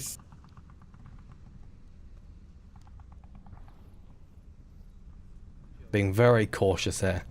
You can hear how much they're communicating, checking the kayak building. Green is just so separated from the rest of the pack. I don't even know if I should call it a flank, because they're all going the same side. It's some kind of incredibly forward maneuver, that is for certain. It seems to be a common theme of Green Theft Auto. He loves to be the forward aggressor for his team. He loves to be the forward aggressor, but will Matthew realize that and get the early pick? Is the real question here.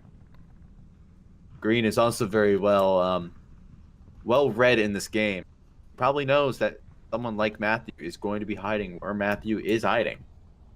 That little nook and cranny on the outside can be a little bit unexpected. Most people play inside the building, but if he makes any noise, Green Theft will know. John Mama also has perfect real estate to kind of pin down Matthew. Has to stay quiet, which he chooses not to. He's choosing to actually move up. He's not even looking to where Matthew is. Toxic Kills knows that there's some action going on right behind him. Oh no, there was C4 on the western courtyard. They blew it too early, did nothing. Joe Mama's rushing in. He's going to take down Matthew. It's like he knew where he was. That's exactly the kind of pick they need to take the western courtyard. Green Theft Auto also going to be going in. He's going to have to deal with Toxics. This is going to be an important pick inside this building. Toxic's Lots of in smokes. a separate room, but Green actually chooses not to go through that building, and Toxic probably hears that. Will he go to the window and pick Green? Toxic's no, but Green hears him. Green hears him. Toxic gets the early shot. Green finishes it up though. Brazier also taken down along with another member, Joe Mama, I believe, of Animal House, and now they're trying to collapse in on the objective. They're trying to get a cap here. Steven actually going for the cap here. He's inside the objective building. This could go to a 5v2 or rather 5-2. Enaka taken down. Green Theft also going for the cap at the same time. Punisher, he's not able to get the sight on the objective. They do get that cap. 5-2 right on the final rounds. FOU not going to be feeling good. Steven. Abracadabra. Yeah, That abracadabra indeed. That was the Steven Abracadabra moment. That's No better way to trademarked and finish everything. off that match. No better way to finish off that match than an Abracadabra. Absolutely. Man, so 5-2. That's definitely, we came in at the right moment, that is for certain. So, because that was so quick, we're going to have to go to another intermission, look for something else to do. Hopefully there's some more mini matches going on. Definitely. We'll be right back. There we will. See you then.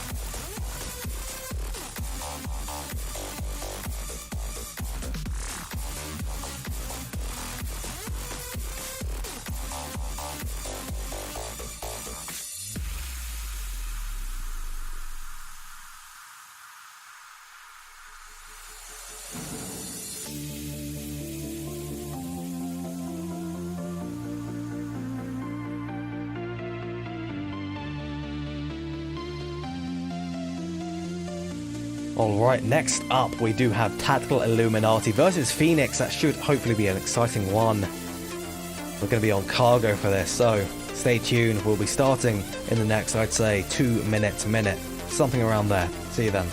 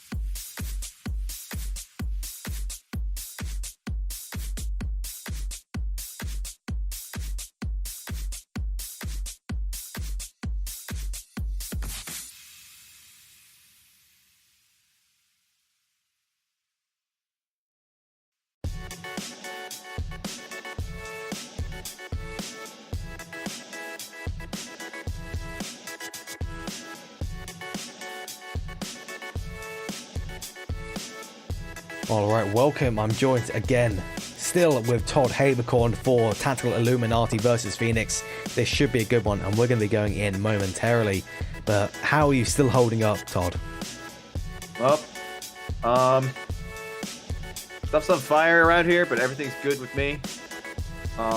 Yeah, same as always. He's feeling good. He's feeling something in between good and bad.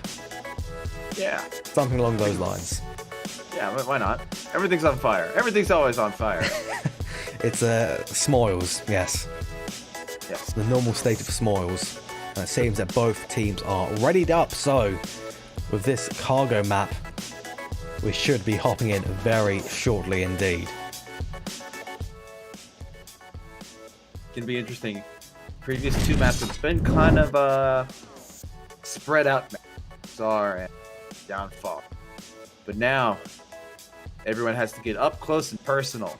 So we'll see how the tactics change, or even if they do, or if everyone decides to sit around at spawn and get those picks.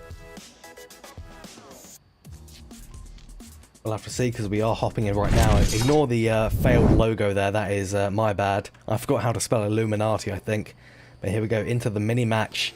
The first round with Phoenix on that defense for this objective. A dangerous one, if I say so.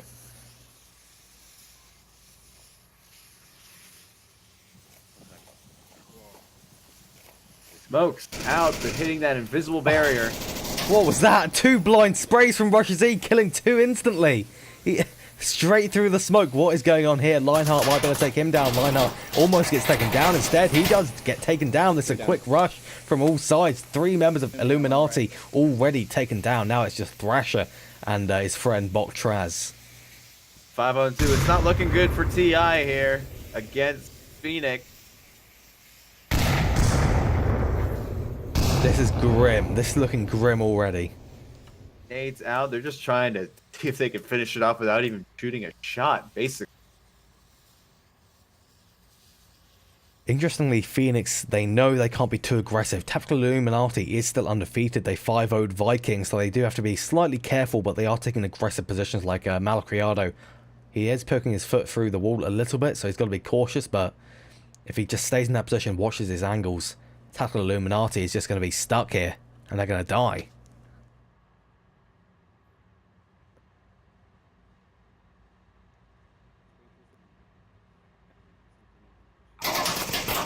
There goes Thrasher taken down.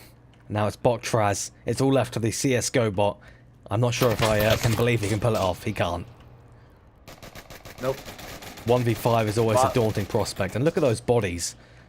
Right there. Those kills straight out of spawn. I think the bot was set to E. Yes. 1v5 also applies a negative 50 aim modifier. It's so difficult to come back from something like that. The 2 picks at the start, devastating from Phoenix. Totally blind spray. That's a very nice angle. I kind of want to learn how he did that. I'll go back in the cast later on after the matches. I think it was luck. I think you could call it luck. Yes, maybe. Now, I'm just going to take a second to figure out what the actual team name is here. Tactical Illuminati, there we go. Excuse me for a second.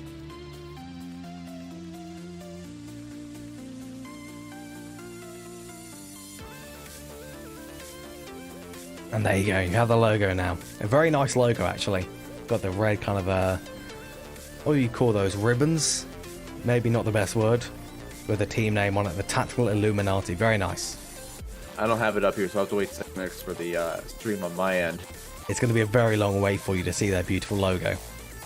I'll make a comment about it 6 minutes later. Just I have no idea what you're talking about. Yep. This phrase, hey, remember that logo you were talking about before? Yeah, it looks pretty good. Mid-battle. Man, Rush Z really just dominated that round. He got 4 kills. 3 of them were in the space of 25 seconds, which is impressive. No, right? Sharing is caring, people. Come on. You gotta share with your teammates or else they'll start team killing you. Exactly. No one wants that. No one likes the ball hog. Malino's bringing a shield here. That's interesting. I think he's also using a... no, someone else has a laser. Oh no, it is him. He's got a pistol with a laser. I thought it was a taser for a second. That'd be interesting. I haven't really seen the taser used too much in league play. They have indeed. Bot tries already popping off some shots. Some C4 being thrown by Thrasher. Smokes, lots of smokes coming out. Thrasher already taken down by Rush Z. He's on a mad rampage here. Taken down by Kraz. Backfield is going for a cap here. They just let him walk straight in. This could be going to a 3-0 immediately, but no. 04 manages to pick him off. A nade coming in from Malno. Malno might get taken out by 04. He does get taken down, and now 04 is the one left on objective. He ran out of ammo in his main gun. Finished off with a pistol. That's just assaulting. And Squeak also taken out by Panko. A good number though. Refrag from Gibbs. It's just Gibbs. This is not what I expected. Tactical Illuminati, 2 members up.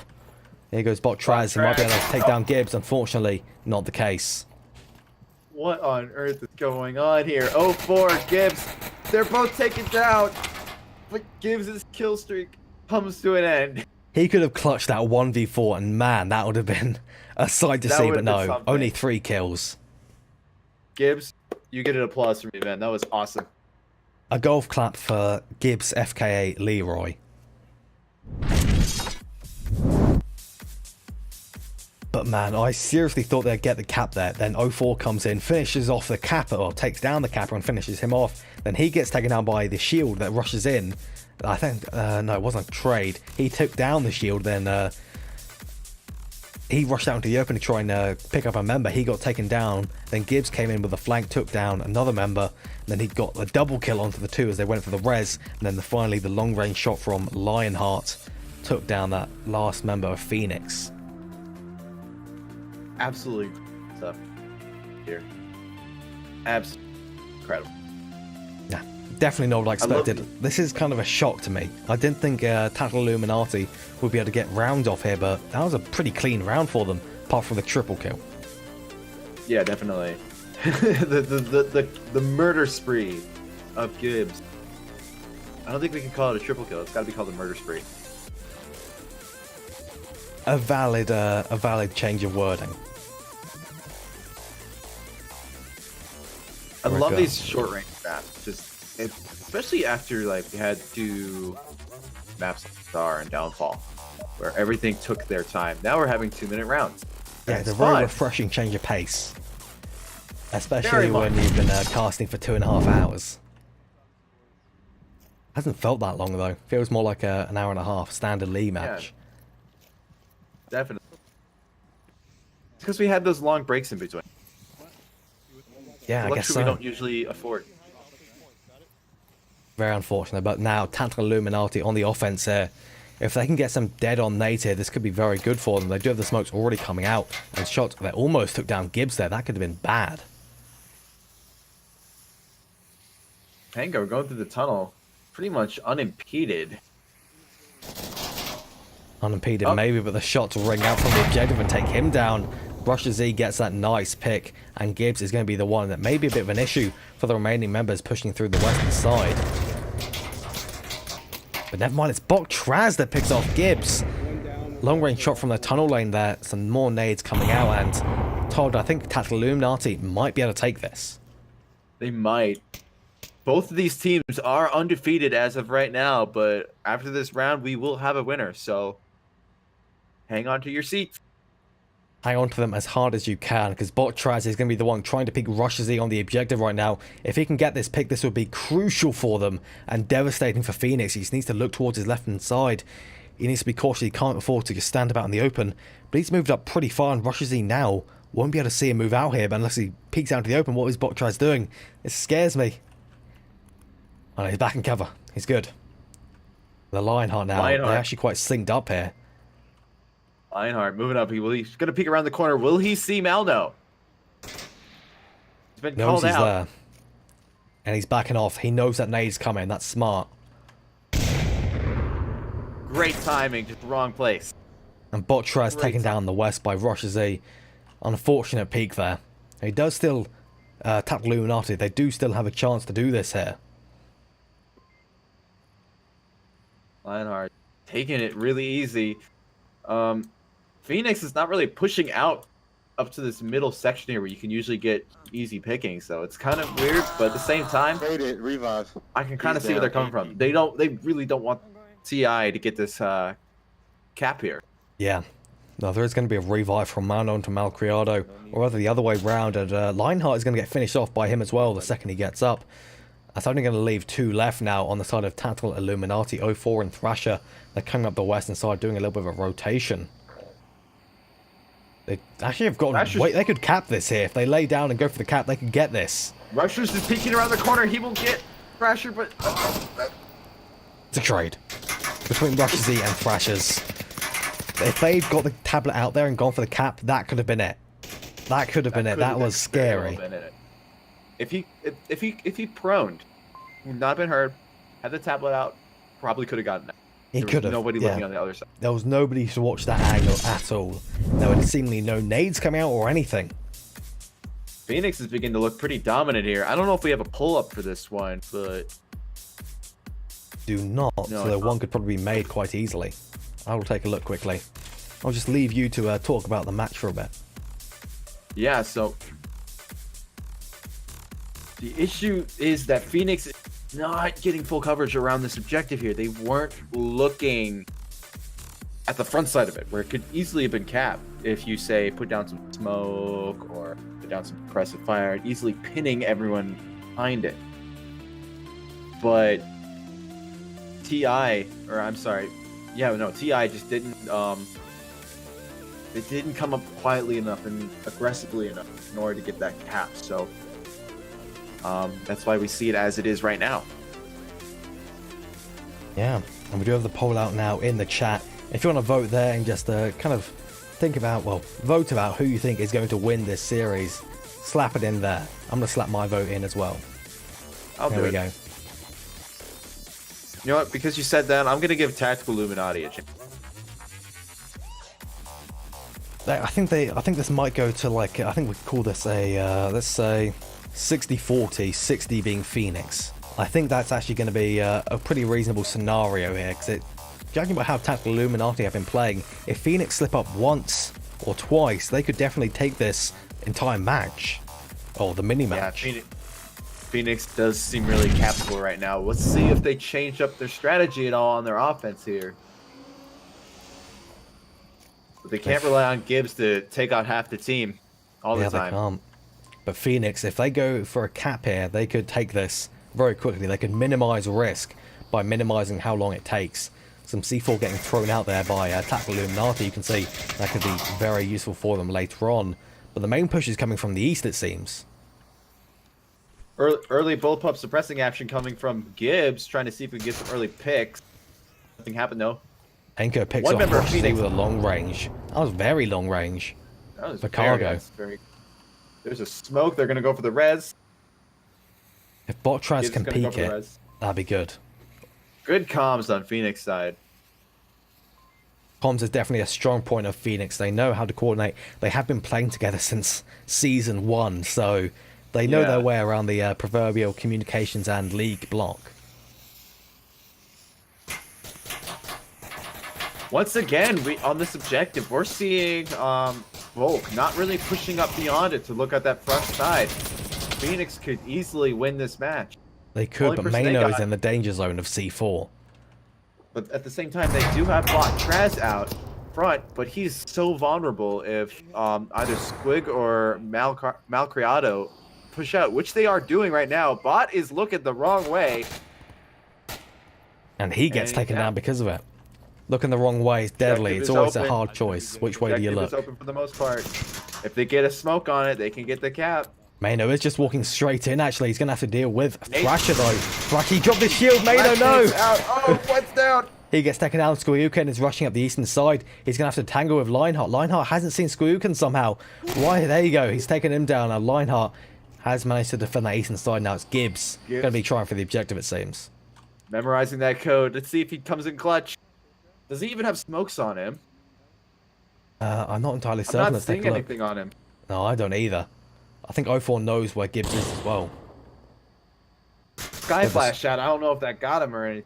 I don't think it did, but Painko got picked up by Rush Z here. The rest of Tactical Illuminati, they have to be cautious. 3-on-2 action here. The flash went out from Gibbs, but it just doesn't work. He gets popped by from long range Thrasher. And now it's just Rushers. He's the last man 04 left. doesn't. The only person watching the objective is Thrasher. 04 does not have any view of the objective. He has a view people leading up to there, but he's looking for an invisible man that doesn't exist, trying to come up on a flank. Yeah. But it's 04 that comes in from the west instead and picks off Russia Z. And Tactical Illuminati are taking all of these Volk rounds. This is... And they're taking them good as well. This is potentially Phoenix. They could lose this pretty brutally if just one Master round is won by Tactical Illuminati. Well, currently the viewers disagree with that. Phoenix is winning in the polls, 67% vote.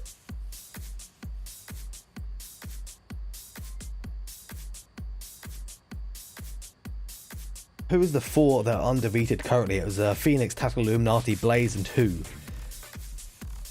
Animal House? Yeah, it was Animal House. Animal House.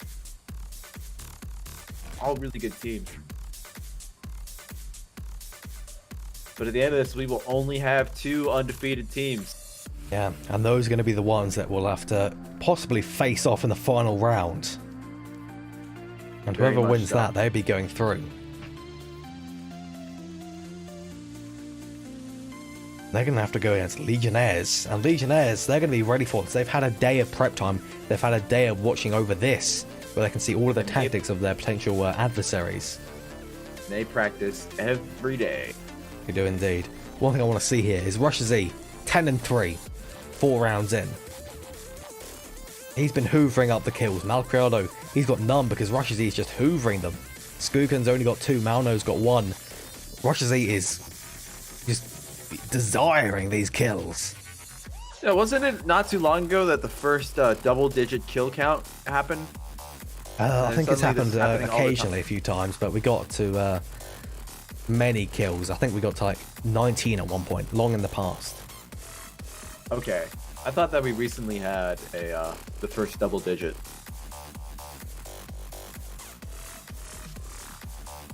But now it just seems to be happening all the time.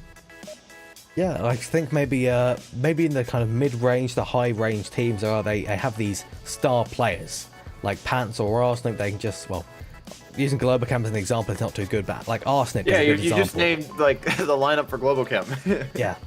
Because every member of Globochem is a star player. Now, if you have a 1-star player on a team, then using that can be very powerful. It can allow you to take entire matches if you get lucky enough.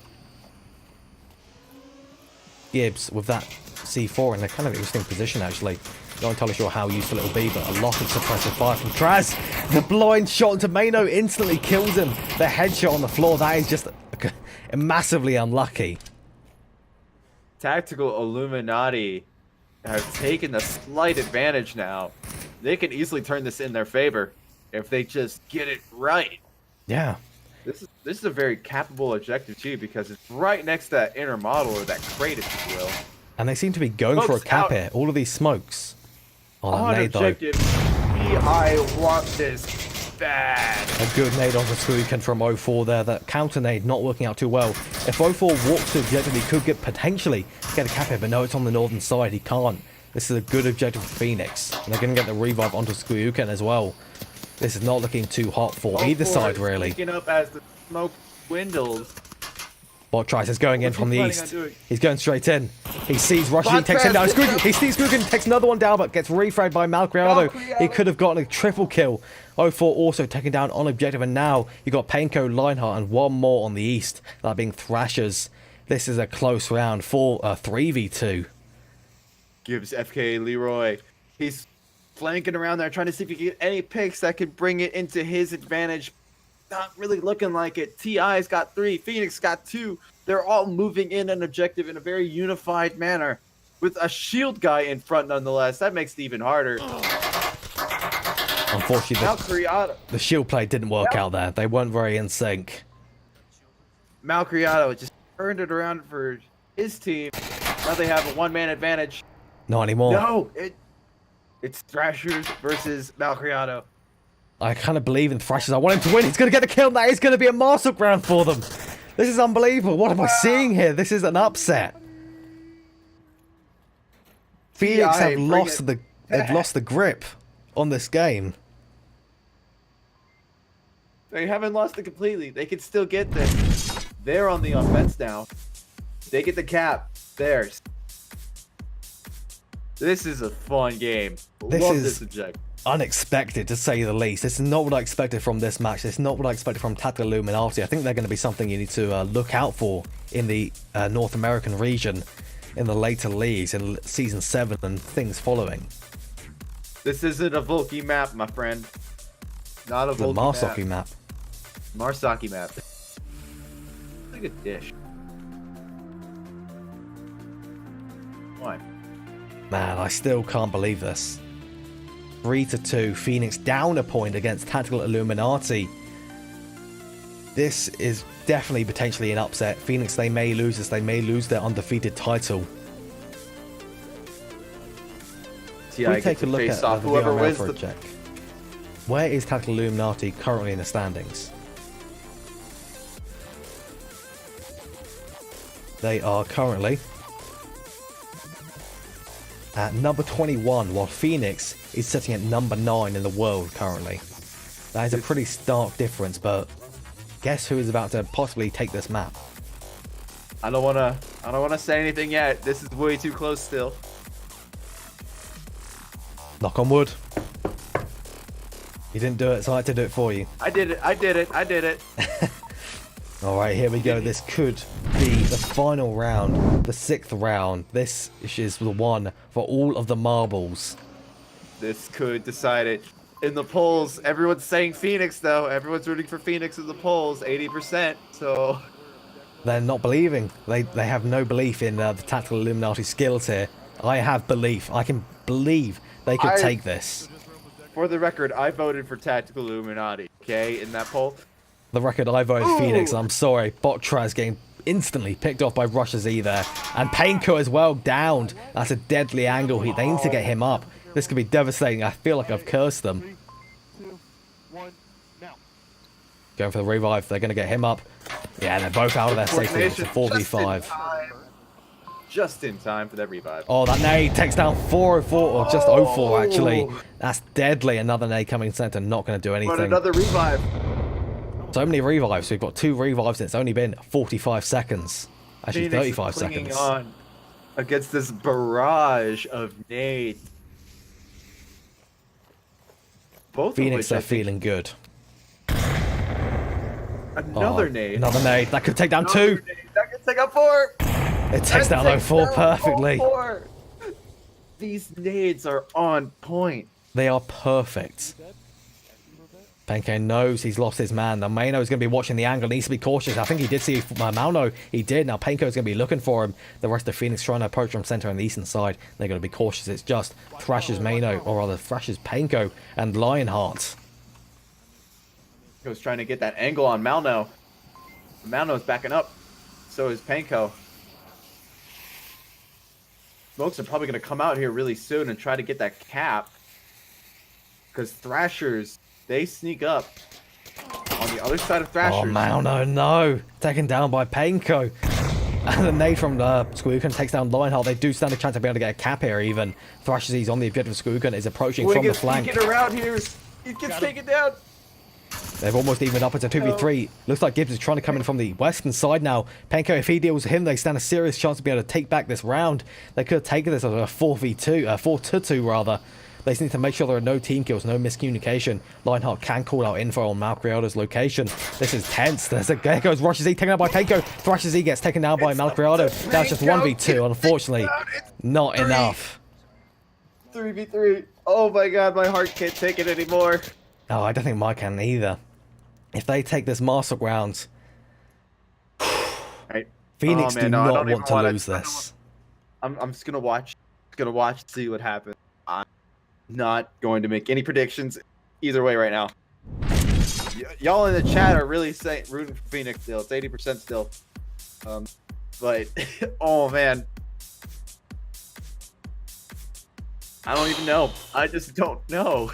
No, I don't know either. I can't tell who's going to win anymore. I've lost the plot.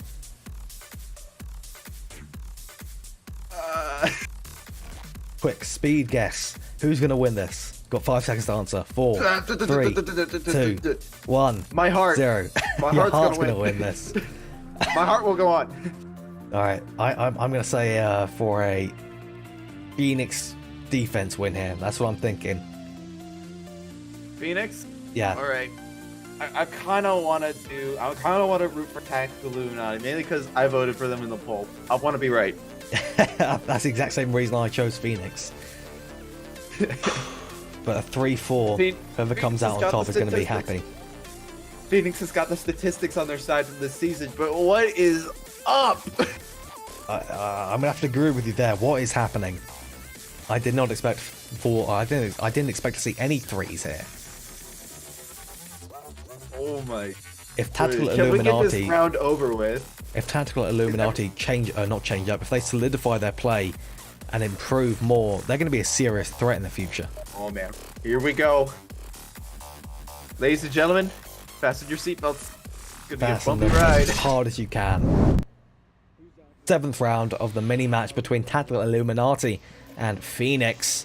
This is the one that Phoenix do not want to lose under any circumstances, no matter Neither of them what. want to lose, man. Why does Phoenix? Neither of them want to lose. Neither of them want to, but Phoenix especially. If they lose this, it'll be an upset. Call on your bias. Early spray from Russia Z. No, doesn't land anywhere. Smoke's going out in lane 2 there. They learn from their mistake. 04 is doing an expeditious Oh, push. if that was a nade, that could have been good. Some good suppressive fire on the east as well. The robot is shooting blindly. Doesn't land anywhere. Panko's going in. Mission. He's coming in from the western side. He's lagging out a little bit. Rushes Z. Well, the He's going to get nades taken off come guard, out. I think. Lionheart taken down by Squealuken. And now this is Tactical Illuminati not looking especially hot. But Panko's way in the back. Rushes Z takes down Panko. And now there is just a Thrasher coming through the tunnel. And the other two, 04 and Traz, coming through the eastern side. If they deal with Squealuken, they could take this. But no, 04 gets taken down. No. And now it's just 2v5. This is not looking good for Tactical Illuminati. And we're relying on the robot and Squeakukin. Somehow he doesn't see him. the Squeak doesn't see bot. And on the other side of the map... The nade's perfect. It takes down Traz. And now there's only one left on Tactical Illuminati. 5 Phoenix are sitting pretty. Another nade going to nowhere. I think he wanted to confirm the kill. Yeah, that could... It's right now. Thrasher's Malno. I think Malno knows he's there. Thrasher's knows Malno is there. That's for certain. He made some noise talking. Yeah. He has all the time in the world, though. Oh, man. Yeah, that push from TI probably wasn't the greatest idea. Yeah, if they'd changed things up, pushed harder on the west, that could have been a very different story. Yeah, which shows the side that Squigukin, not only is he great at the bots, but he's also pitch black against the pitch black background. So there's no way you can really for sure see that without giving away your position. Yeah, he knows he's got to be very, very quiet. I think he's got to have some kind of thoughts here. If he sees someone, does he shoot them? Because the second he shoots them, the rest of Phoenix is just going to encircle him like a hurricane. But he's just watching his angles. He has all of the time in the world. He knows that Malno is somewhere in this area, and Malno has no idea that he's right here. But Malno's in a very good position to deal with Thrashers. The second he makes any noise, he can pop around the corner, take him down, or just spin around and look towards the south. Either way, Thrashers is in a very, very difficult situation. They're just kind of waiting. Neither of them really wants to make a move. This is probably the longest round we've had so far. I think so, and most of them have been over in a few minutes, but this one, we're going down into the 2 minutes now. Malno, I think, knows Thrashers is there. He heard some noise. He looked over there. Oh yeah, he definitely heard it. The nade coming out. Yep. Thrashers is going to be in big trouble now. He probably just dug his own grave right there. Oh, he's gonna rush around, but he's really loud. Doesn't even know that Mano is there. Probably gonna go out that entrance there and then just immediately get popped by Mano. Yeah, he won't expect him to be up there. And we also have the guy in the great Malcriado looking here. Oh, he's Thrashers has just gotten up here for no. He's up here, no issue. He's gonna take down Mano, I think. He does take down Mano. And now it's a 1v4 situation. Thrashers is gonna be looking for Thrashers. He knows he's here. Thrashers is fumbling for some reason. He gets taken down. And Phoenix, they do clean that up and they take it. What a flank. What a mini match. Well, the viewers were right. 83% of them were right, at least. And I think I was the only one who voted Tactical Illuminati, so I'll eat it.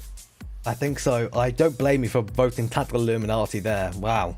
Very nice. Oh my god. That was the best match we've seen so far, I think. I think so.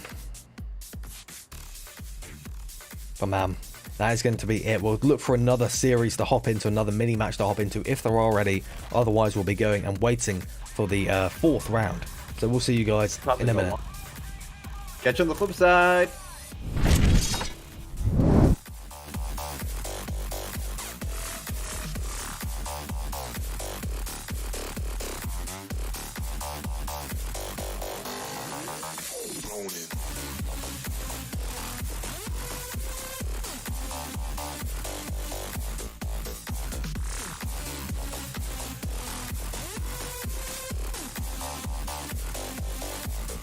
And it appears that it is just the match on Onward Master League 2 still going on. So if you want to watch some gameplay, head over there and watch Nightfire and Sleepy cast that. Because on this channel, we are going to be waiting for the next round to begin. We'll see you guys then.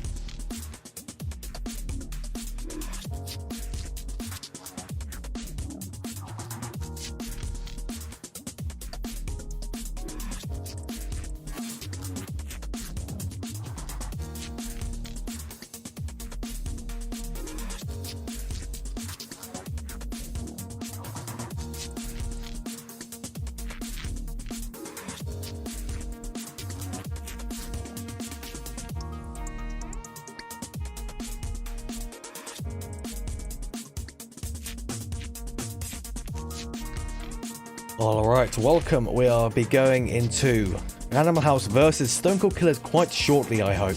We're going to be probably about 5 to 7 minutes until we hop in. Just waiting for them to get the lobby up, and then we should be hopping in to the 4th round. We'll see you guys then.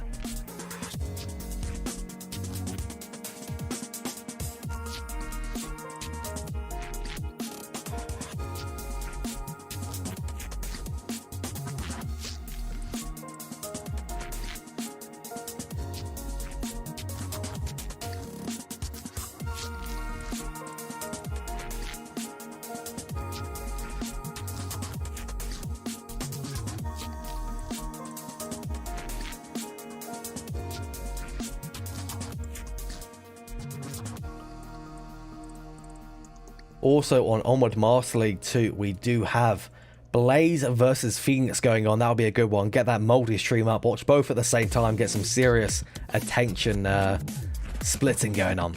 It should be both two very exciting matches.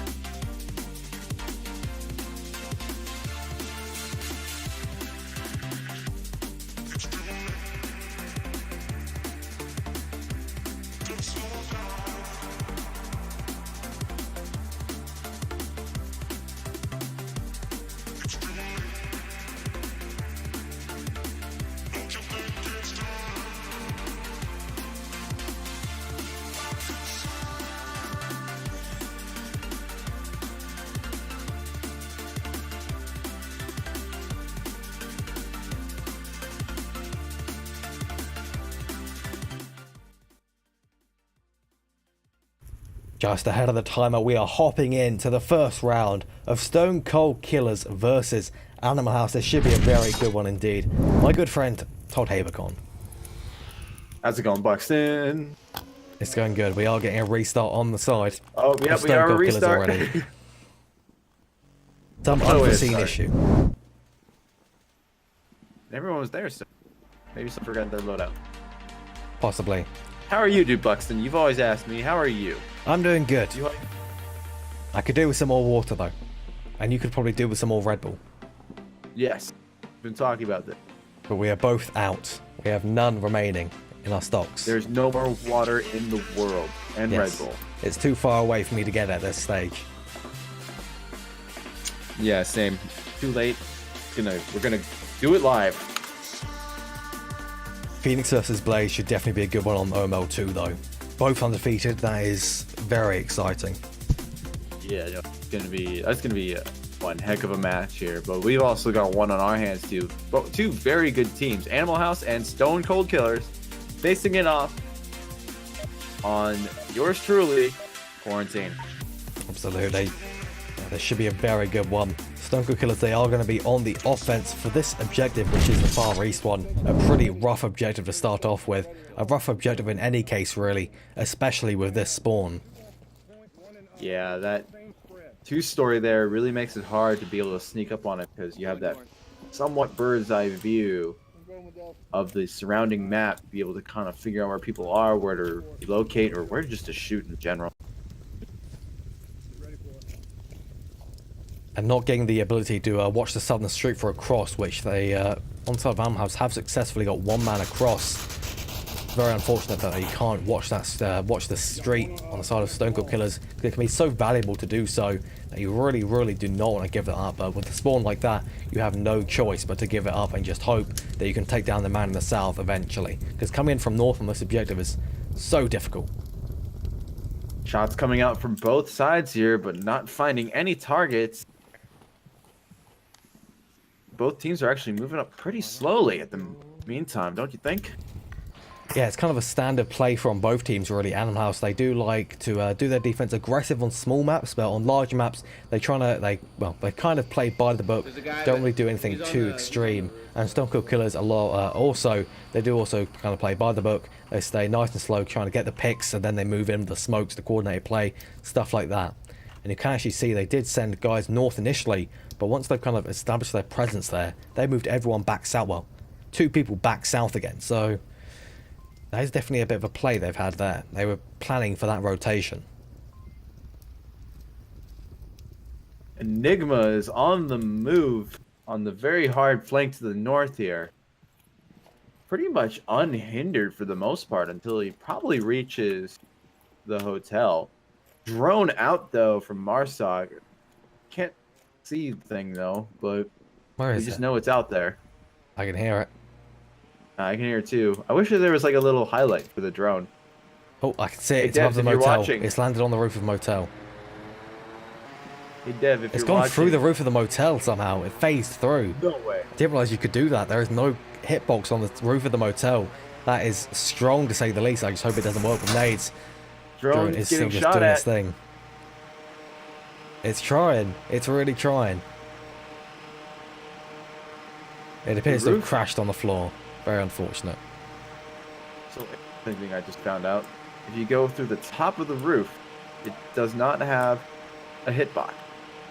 Yeah, not from the outside, but from the inside it does. Very interesting and strange. Devs, please fix. James, fix it. I demand Fix. it immediately. But one thing that drone will do is that will really annoy Steven. It's Yes, going to be whirring can't next do to it him for the either. next 3 minutes. He probably won't be able to hear it. And knowing Steven, probably will get annoyed. Yeah, most likely. But the rest of Stone Cold Killers, Defilade, he is killer with us 12 times. I've seen him get headshots that won the round and thus the match during the actual... I think it was during their last match of Season 6, actually. He was seriously devastating with it on a clutch round. He really pulled off some good plays. I do kind of want to see more of that coming out from him. That was his drone that went up. So he's going to have information on the enemy's locations, and he's going to most likely be looking for them. Steven cursing out nothing and throwing a flash at nothing. giving away his position. Yes. Smoke grenade landing on cement trucks. Will there be a move that comes out of Stone Cold Killers here? I think so, because the guys in the south, they are also making their moves. Beyond Infinity and Dr. Sean, both moving along the kind of ambulance eastern wall here, moving towards the objective. They do have the threat of Green Theft Auto in a very good position. He could potentially get a double kill, but if the guys in the north can continue to push down and actually be successful, which is quite rare, it's very difficult to actually push from the north. It's very hard. If they can pull that off, this will be a very successful first round for Stone Cold Killers. Very much so. Smokes are now beginning to dwindle here with not really much movement on the side of Stone Cold. They moved up a little bit. The amount of smokes they used, kind of a waste. A little bit. Dr. Sean, though, their move's certainly not a waste. They pick up Enaka, and also they do have all. Who is that there? Beyond Infinity looking for Green Theft Auto. He knows there's going to be someone up in that building. A very good move to keep an eye on there, while the other guy checks the side of the building. Definitely some good coordination there. Dr. Sean makes a too aggressive a move out into the South Street there. Gets picked off and punished. This is definitely Stone Cold Killers' move in, though. Definitely is going in with the 12 times CQC against Joe Mama. He does pick up Green Theft, though. Beyond Infinity is beginning to make a move back and around the building he's around. Joe Mama picks up Defilade. The rest of the guys in the north, though, Enigma not working out too well against Steven, gets picked off by the Rock. Steven, that position is so strong. It is devastating. It's so hard to deal with. It's so difficult to actually push on the north. That's why not many teams really do it, though. The south push is doing relatively well. Green Theft Auto is down, but Joe Mama does have the man locked in. Miracle Dev is right under Steven, gets shot, not by Steven, but by Box Toys. Beyond Infinity also picks up Joe Mama. There's two men down in the south, a 1v2. It seems that Steven is in the northern side, and also the one man on objective. He needs to be cautious. It's just Box Toys on the objective. He gets taken down. This could be cap territory. Unfortunately, not going to be cap territory, as Beyond Infinity does get taken down by Box Toys. Beyond Infinity really shouldn't have moved into that middle wide open space there. They probably should have waited further back and see if he got a couple ticks off before he even tried to move toward objective. It can be difficult to make the decisions. We do have the bird's eye view, as I say. Where you can get all of that nice angles. You know where people are. You can always tell, and it really just subconsciously alters the way you think about how teams maneuver. And then you realize that the teams, they have none of the information that we've got, and it can be really difficult to figure out why they made the moves that they did, and things along those lines. Yeah, that's why we're morally superior over them. Bragging from Todd Habercorn. Oh yeah, that's what. But one thing I do see a bit of a pattern here is that the kills are very spread out on all sides. Very much. That's because both teams are very spread out. Like, they're not all on the objective building. You got Steven in the hotel. I think you had one in 3-story, but he got picked. That was a knacker, probably. Green Theft. Yeah, they. Oh, it was Green Theft. Okay. I wasn't really paying attention. That's why. Man. But anyways, you do have these teams going on these hard flanks on both sides. You had the two going south, the one going north. It didn't really work out for Stone Cold, but it was the right idea. Because moving small packs, you can get mowed down really easily. Especially on this. Yeah, absolutely. So going in now to the second round. Unlike they did get that defense round, they are on Marsoc now for the same objective. How they attack this could potentially be the tide turn. If they take this round, they could take the whole thing. If they don't take it, then we could be getting a long series. Joe Mama's going to be the one watching South Street. He could get a pick here onto Enigma as he crosses. That would be a hell of a shot because of the good smokes there. Actually perfect to cross over. Enigma was hesitating there for a second, but manages to make it across. Question is, will he take up position? He's taking a position in the 3-story. You would expect. Miracle Dev also taken a rather unusual position. He's taken the what do you call it, the third room of the second floor of the motel. Not one people really take. Often that's the same place the drone landed in the previous round. And another interesting thing is that Animal House, they've sent guys north again. 3 members, which I think it's a bit of a fool's folly personally, because it can be so incredibly difficult to deal with the guy in the motel that it just becomes impossible to push from the north because he has such good lines of sight.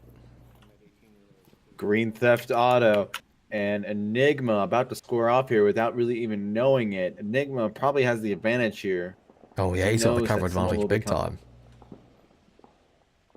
Green knows that he has a slight disadvantage here and probably is expecting someone in the 3-story, but the question is where?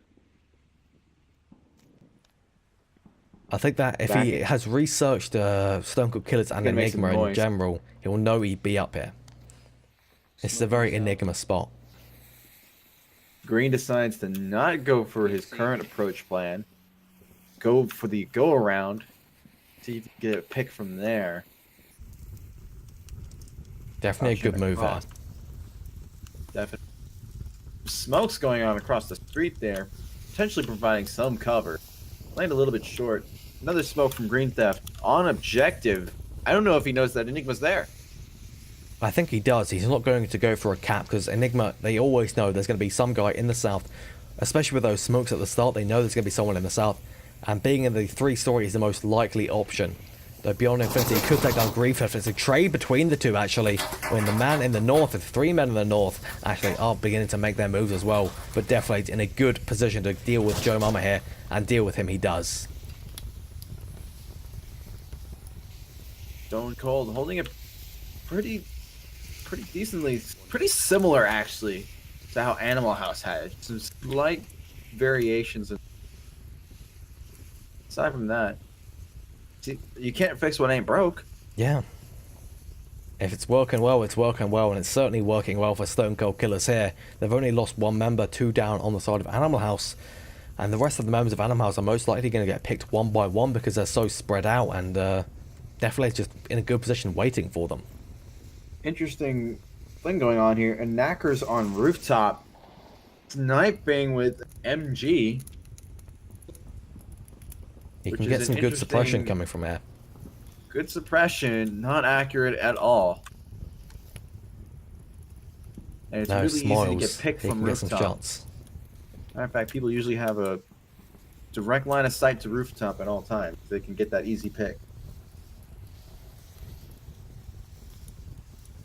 So for Animal House, they seem a bit reluctant to push down here. They know they only have 3 members left, all in the north. They know they have 2 minutes 30 left, so they need to start pushing eventually, or else they're gonna run out of time here. Knowing Animal House, they usually like to run it to the last minute and then make a lot of noise. And probably expect something. It can be a bit of a bad idea on quarantine though, especially when you're pushing in from north. One thing I want to say about Defilade, iron sights. Iron sights from Defilade. He runs them all the time, and he's good shot with them as well. It's really scary. He probably had, once you get to a point with those, where your hand-eye coordination basically just takes over. And it's not even, relying on your sighting. So he gets that extra two points potentially. Yeah, right? 2 points. So he could have a nade, C4, and a Molotov maybe. They're both shots from Miracle there over towards the hill. He could potentially snag 2 if he gets the shots dead on. Though definitely Steven and BuxtonWater are going to be very cautious about this window. They do know which room he's in. Maybe the best thing is to rotate around to another room here. That'll make them kind of rethink their strategy on the north. Really delay them. Stop them from actually moving. They do have 65 seconds remaining. 60 seconds coming up on now. Knacker's taking his time still. He's kind of hanging back at a rock here. No major moves coming on the part of Animal House here. Stone Cold's sitting pretty here in the final minute or so. Yeah, Stone Cold are looking good. Steven on the other side here got a pretty good lineup to maybe get a pick on Dr. Sean and get a cap. That is, if he doesn't get shot immediately by the person in the 3-story. Enigma should see Steven. He should know he's absolutely not. No, the floor blocks his sight lines. He's moving towards the objective. Steven could take down Dr. Sean here. Oh no, he's lost tracking. He's lost tracking and he gets killed because of it. Oh no, Steven! Yeah. That's so sad. Definitely I don't taken down by want Box Toys. 15 seconds remaining. Animal House, they stand no chance here. I don't want to hear that chat room after seeing that happen to Steven. Oh man, we probably can't cast that. Oh, that was so depressing. Steven's going to be so angry. He made it to the objective. His tracking wigs out and boom, he's gone. Box Toys runs Yeah. out of time, not realizing the last man left, not realizing the 5 seconds. That sucks. That's I really don't have- unfortunate. He had to disconnect as well. Maybe he bumped a sensor. That is possible. That is very possible. He has a big room though. I've seen his streams. He has a big room. Maybe he really bashed his sensor. Flew it across the room. Maybe he was so angry he kicked it, drop kicked. Possibly. It's Hopefully the Steven, tech anything's issues don't last possibility. too long though. Hopefully not. Hopefully he can Amazon order a new sensor within the next 5 minutes. Hopefully. Oh, While we're waiting for the tech issues to resolve themselves, we can go to a very quick intermission, only for about 2 minutes. So we'll see you guys then.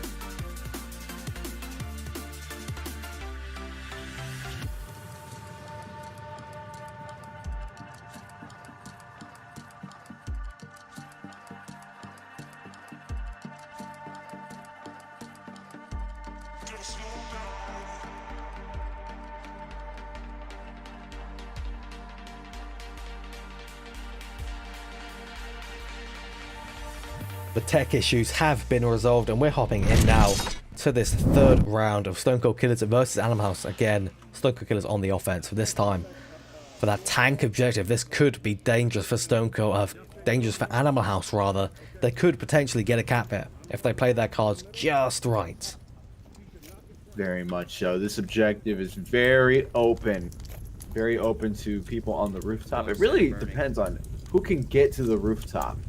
If you can get the rooftop, you pretty much pave a way for your team to go either defend. Inaka, that perfect Ooh. nade onto Defilade, and the team That kill was- nade from himself. That's depressing, though, That- the refrag from Dr. Sean instantly. That nade was juice. You had the crash from Steven, but you then have this in immediate payback. Look at his neck, it's so broken. The way he landed is horrifying. Look at that. The radio's like blocking his vision. Horrifying. Ow. That's a yeah, I'm war looking at crime. That is a war crime, sir. Not dead. Death. But the defense of Animal House is exactly the same. In terms of general style, it's very solid. They're all kind of bunched up on the objective. Not sure where the fifth man is. Oh, there he is. Just by the engine. He's dead. Yeah, he's by the engine. Fourth man, rather. Yeah, that fifth man is in Onward heaven. It's full of RPGs, M203s. Good performance. That's what Onward Heaven Good looks like. performance. It's a beautiful land of mystery and wonder. No audio popping. Don't even say that to me. Beyond Infinity, though, on the sun side, he's looking for the guys on the objective. He is actually going to find Boxtor. It's only downed, but that's a nice long-range pick. That's a dangerous angle. You've got to be aware of that one, because it works very well. Joe is peeking after his friend just got shot and gets the refrag. Rather No, he beyond doesn't. 50 My just bad, I'm finishes off sorry. box toys, yeah. I thought it refrag. Somewhere in this house. Fuck, I can't. That would have been solid if it was indeed a refrag. That would have been awesome, but it's not. We are I missing believe my- Silent Night though now. Just noticed that. Burning too. You are right. And then we're also missing from life, and also Joe Mama now. Beyond Infinity does finally pick him up from the blue car. 2 men left on Animal House. This won't be cap territory, but it definitely will be round win territory. 3v2. Well, this objective gets some good nades from 4Q, but he's in the chat, so he can't get the good nades. Get some good nades from someone else, and they'll be perfect. They'll be dead on, and Animal House will go down. Yeah, Stone Cold Killers has got that 1-man advantage, which they can use to their advantage. Potentially get the harder win, which is typically a Marsok.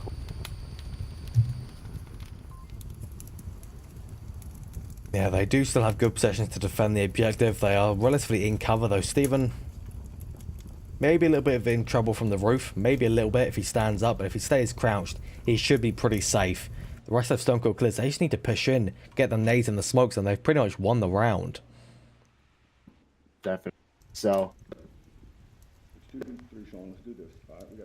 aside from that, both teams are taking it really slow. There don't seem to be much change up, you know. Yeah, they know they got to be cautious here, because there is no coming back here. There's no lose one map, not an issue. If you lose the map, you're gone. Because Animal House, they are the undefeated team here, so they don't want to lose, they don't want to play too risky. And Stone Cold Killers, if they win this, they stand a chance of being able to go all the way, assuming that actually, if Stone Cold Killers win this, there's still no chance of them being able to win the Group B. Because they are defeated once, and Phoenix versus... who is it? Phoenix versus Blaze, they're both undefeated. So regardless of the winner, there'll always be one member, or one team that is undefeated, and thus the winners.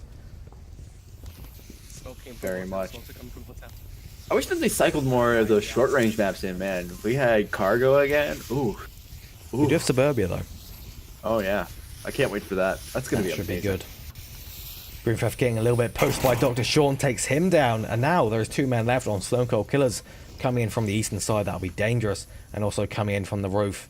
1 minute 30 left, and they start picking up the pace here. Beyond Infinity can definitely take down Greentheft.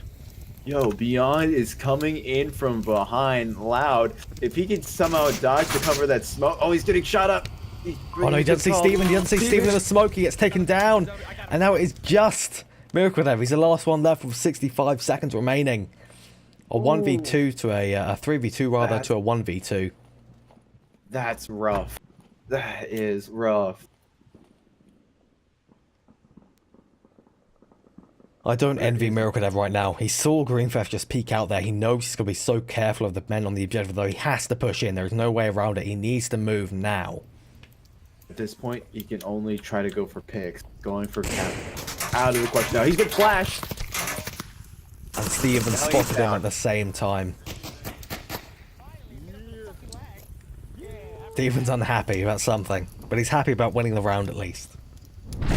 Hey, Buxton, guess what? What? Volky map. It's a very Volky map. Especially since Animal House, they've now won 2 Volk rounds. And Stone Cold Killers 1 Volk round. It's a full Volky map. Full Volky. And again, exact same thing. Very spread out kills. No one's really taken the lead here. Not Greentheft, not Box Toys, not anyone on Stone Cold Killers. It's all even. They're all doing a little dance. Really tangoing yet. Not quite yet, anyway. Quite yet. Maybe they will later. Maybe we'll see a full-blown ballet later, you know? I think Steven's going to pull something out of the bag. Yeah, probably. Steven's always got a trick. He always does. Or some saying. At least a saying, you know? He's at least verbally abused. Yeah, at the very least, that's what you can expect from Steven. Yeah. Abracadabra. E-bag for you, my friend. When was that? That was Animal House versus Boss Fight, I think. I believe it wasn't there was for that casted by ESL. Oh, okay. Steven knows how to make the cameras roll. Definitely so. He's a showman. He is just a showman. Fourth round though now. Stone Cold Killers versus Animal House. Animal House have that advantage. And they could potentially go for a cap here and take it, but Deflate's got the C4. Oh no. He's ruined the C4, he's dropped it on the floor, and he can't pick it back up. He's so sad. Are they gonna reset? That's so unfortunate. They can reset, can't they? No. That's Yeah, so okay. unfortunate. He's lost a C4. That could have been vital. I wish you could pick up this C4, honestly. I wish so as well. Double nade on the roof. They're not taking chances here. They want to make sure they have total control of this roof, and for good reason. You lose the roof, you've pretty much lost the round. Can we have an F in chat for that C4? Yeah, put some Fs in chat, people. That was depressing. But Miracle Dev is waiting for Joe Mama on the north here. If he peeks around the end of the white truck here, if Miracle Dev has a good eye, a keen eye, he could potentially take down Joe Mama. And Enigma just down Green Theft with some pretty long range. He's actually pushed up pretty aggressively towards the southern side. He could finish him off as well. Miracle's not even peeking when it comes to Joe Mama. He's just waiting for him to come by, but I don't think Joe Mama's having it. I think Joe Mama's more interested in that rooftop. I think so. He's out of there. He doesn't care about the north.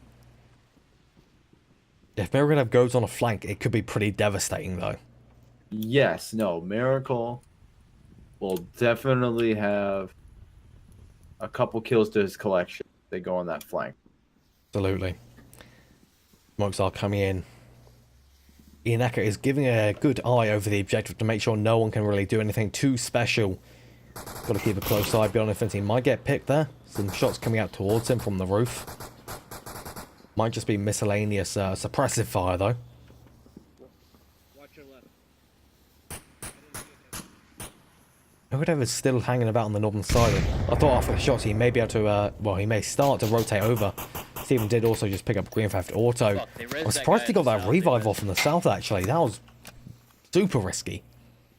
Yeah, no. Especially on this map. Because you have to go so far to get these small revives. Sometimes it's best just to be the guy who can call him out while ghosting. Yeah.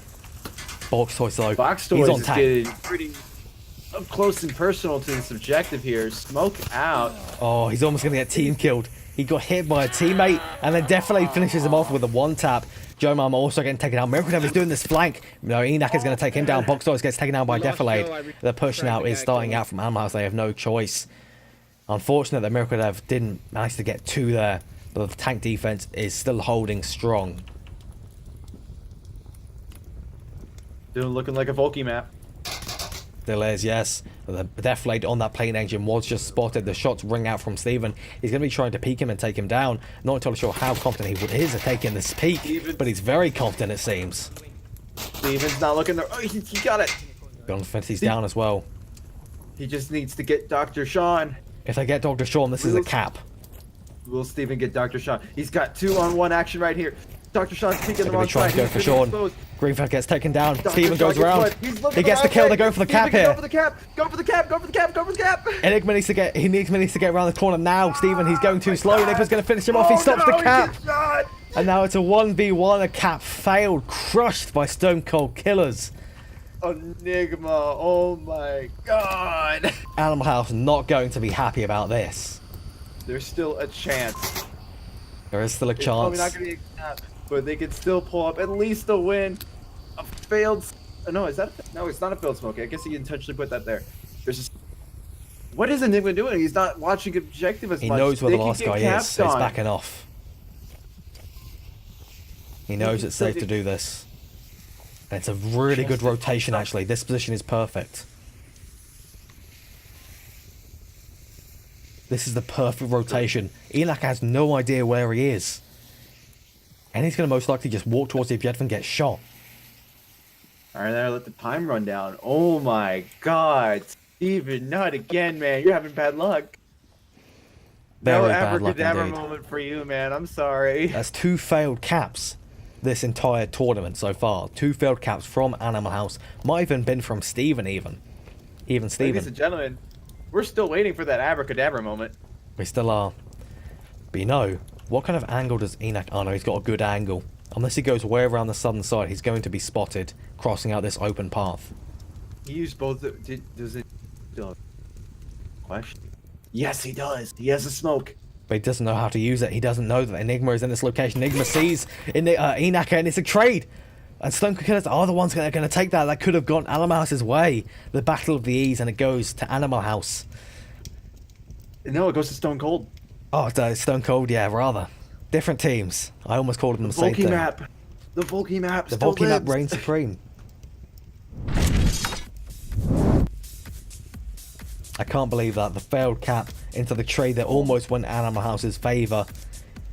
Can someone Wow. clip that for us? Can someone please clip that for us? That was intense. I'll have to. And one thing I just want to remind, in case anyone has somehow not realised, there is another match going on Onward Master League 2.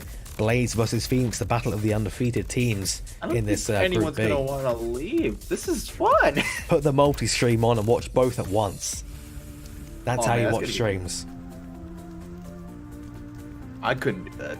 That'd be confusing for me. But if you can do it, more power to you. You got one have some cast on the power. left I ear, don't- another on the right ear. Oh man. You got to like That'll give me a tune headache. out, tune in, figure out what's going on, get a general grasp on things. I'm gonna say no thank you. Man, I'm feeling the hunger now. I understand Nightfire now from yesterday. Yeah, I if, woke if up- Knight could send us some food, if you guys could send us some Yeah, food, send us some that'd food. be greatly appreciated. Stop with the bits, send us food. Yeah, I woke up at 1 PM, ate a bowl of cereal, and that's it. I've now been casting for 4 hours straight, and the hunger is intense. Yeah, no, I feel you. Feel hungry. We've run out of Red Bull as well. The situation Yes. is dire. The situation is very dire. It's a calamity. Catastrophe. I Disaster. forgot the other ones. Where is my dictionary? A little joke to something we did off cast earlier during one of the intermissions. Who do you think is going to take this though? Let's take a look at the what is it called, the poll. We're asking the wrong guy. We're going into match here. I'm gonna dodge that question. So far, 67% to Animal House and 33 to Stone Cold Killers. It could go either forget way, to really, vote. but so far people are favouring Animal House. I want you to go to the polls and tell us who's gonna win this. Because I don't know. Knock on wood. There you Why go. did we knock on wood? We didn't even make a prediction.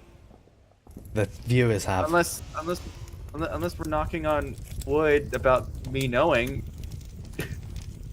Got to knock on wood about something, but definitely with that 12 times again, the North objective is a rough one.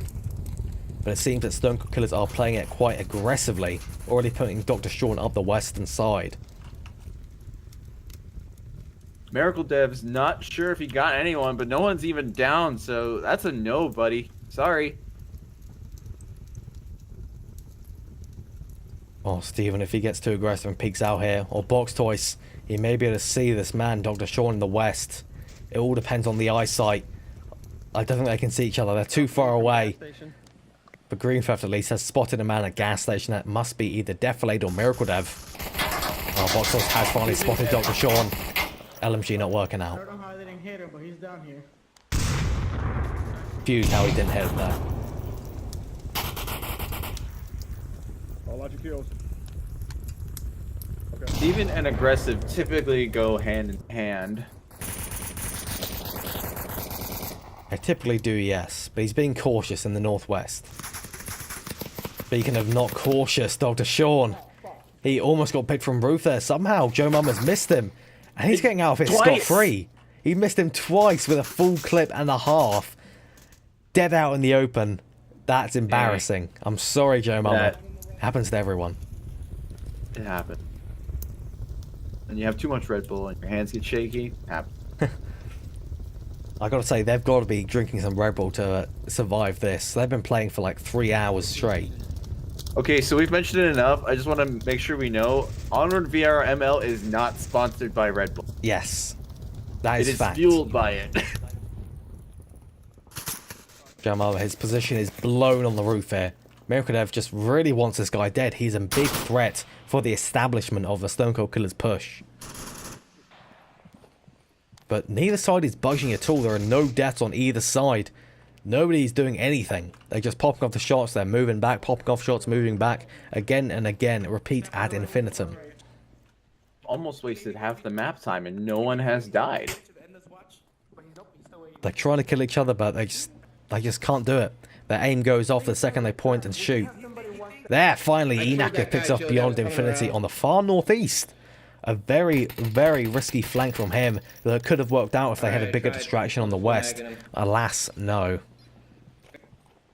Oh, but Joe Mama could take down Defilade.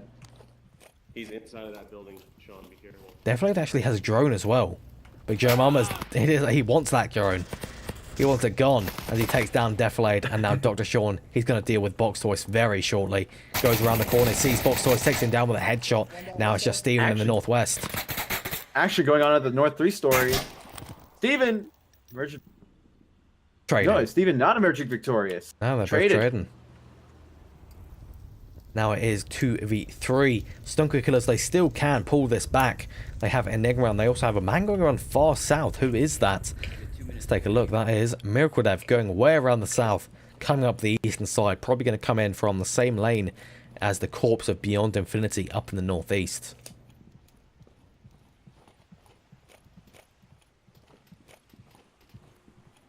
He knows Enigma is up there. He popped off those confirming shots, and that's blown that kind of angle for him. Mirkodev might have to reconsider his options. Peek out here, see if you can get any. Ah, it's not going to be able to really see much, but however, Mama's hanging out dangerously close to that roof there. He might get peeked if Joe decides to get a better view. Unfortunately not. Joe's saying nice and low. Maybe he saw something actually. He's rotated around to cover the east. Checking the two-story from the east side of the roof, just on the corner, staying nice and low. Maybe his spider sensors are tingling, his dongler sensors. Stone Cold's got a nice setup here. They've got a good pinching movement too. They can both time it just right. They can attack from both sides and catch the teams. Basically, they'll have to prioritize which one they're going to shoot at first, and that's kind of hard to do on the spot. Yeah. The biggest threat is Joe Mama here. He's in the most aggressive position, but if they deal with Enigma, it should be relatively scot-free, but unfortunately, not the case. Mirkodev is going to pop off the smokes, but Enigma's on the flank from the looks of it. Oh, not Enigma, rather Inaka. Very similar names. It's a solid name, Animal too. House can sacrifice a flanker. They are in that position where it is slightly tactically sound. Send a flanker out. But Inakra's not going for the full flank. If he does, he has a chance to pick a Miracle. Be a miracle if Miracle can actually pull this off. He is going towards the center in the smokes. Knacker is north? walking. Oh boy, here we go. Here they go. But he's checking his tablet. He's checking his tablet. He doesn't realize that Inaka is just around the corner. He gets taken down. Oh man. Double tapped, and that's There's a guy it at the for... blue trash can. Oh, Inaka might accidentally team kill his friend here, Joe Mama. No, it appears he is aware. That's a friendly, but no, Green Theft isn't. Joe Mama gets team killed by Green Theft, and now it's a 1v2 with Enigma on the western side. He could pull this off. You gotta call it out when you know there's a friendly nearby. Yeah, Joe Mama didn't alert the team, saying that he was on a rotation. A vital mistake. Enigma. Green. Oh, they ran out of time. Very unfortunate. He ran out of time, threw his hands up in sadness. I was about to say, like, why are you signaling to him, man? I was thinking that for a second as well. It was very strange to see, but running out of time, very unfortunate. Second time we've ran out of time this game. It is, yeah. Both teams are wasting time. They're scared. Like this is like round 4. Here. This is the 4th round. They're very scared. True. It is. Scores are current 3-2 in favor of Animal House, but Stone Cold Killers, like we said, Volky map, have that advantage. But House, they could pull off the 4-2 here if they use their pace. Well, they didn't really have pace. If they use the energy from the previous round's win to their advantage, Maybe they could pull something off. Yeah, they've yet to cash in on that. So, well, they don't. No, they lost it because they lost to Blaze. Now they could use the Pretty energy badly, from this previous round and then push that into this one and take it 4-2. I feel really bad for Steven. Oh, that was Almost really getting sad. that cap. I wonder if we have time to check a replay. By Dr. Leo here. Let's check. See what that one had. I'm going to take a look, see if we have time for a replay very quickly. No, we don't have time. There's 10 seconds till the game starts, so we're going to be going straight in pretty much.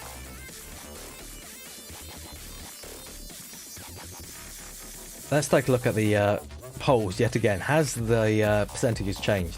No, it's still 67 and 33. And People are still... surprisingly, that is the amount of points that each team has. So good job, guys. Nice. Proud of you. Proud of you, chat. I wish you all were my children.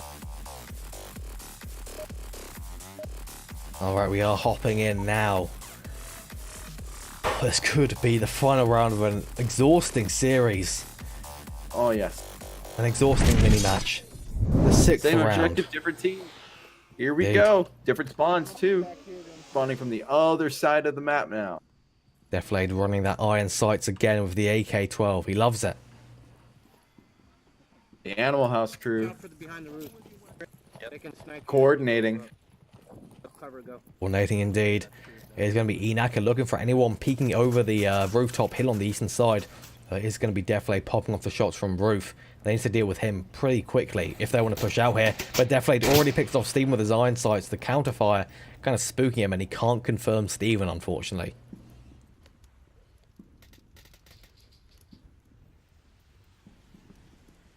Lots of fire coming straight over his head, though. He knows he's got to be very cautious. -1. Smokes coming out, trying to see if they can -2. cover their way up and make sure that rooftop doesn't really see the advance. Joe This is Mama looking like rushing up to Stone the Cold's wall. round. They've already gotten 2 picks. One is Resball, unfortunately, though. Oh, Green Theft, he's not going to live any longer as well. He's going to get a nade dropped on his head by Defilade. And here it comes. 3, 2, 1. 2, 1. He throws it just No, wrong. it didn't miss. It allows He Green threw Theft it to move wrong. up. I don't believe it. Defilade knows. He But no, he knows, but it doesn't. doesn't matter. Enoch is on the ball. You can call it out. Call it out, buddy. That's all you can do. Yeah, there you go. Now he's going to get shot. Called it. But the good part about that is now it's... Oh, Green Enoch Theft, could that's have an green. angle here. He could have an angle. He's been spotted by Green Theft, though. There's a trade between the two, both Resable. Most likely, Animals are going to be gunning for that revive on the Green Theft as quickly as possible. Joe Mama They can get and that- also... If they can get both their revives, Animal House will have the advantage. They could, yeah. Enoch is going to go get that revive. And we also have the opposing team, Beyond Infinity, getting Enigma up. I gotta say, Enigma, Enaka, really confusing. Speaking of Enaka, confusing no We more, only have he's one dead. person alone on Animal House. It's not looking good for Animal House. He's got. We're They gonna have to have have three- 2 revives. They can get this. But Joe Mama is being really aggressive. What's he doing? He's not going for the revives. He walks straight out into the open and gets shot by Dr. Sean from the North Hill. And they are going to take that 3-3, going to the final round for all of the marbles. It's not what you needed. It's not what you needed.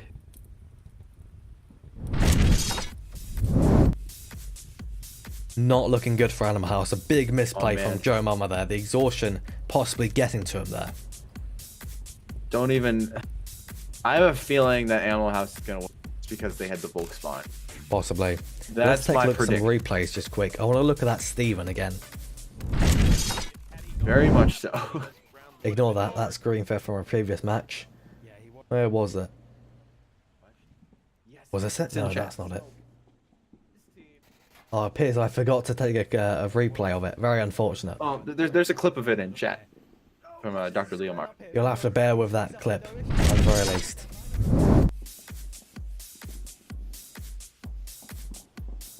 Alright, 5 seconds. What are the events of the map going to... Well, what are the events of this round going to be? 4, 3, 2, 2, 1. 1. How's it going to take this vault ground being aggressive? What about you? What are you thinking?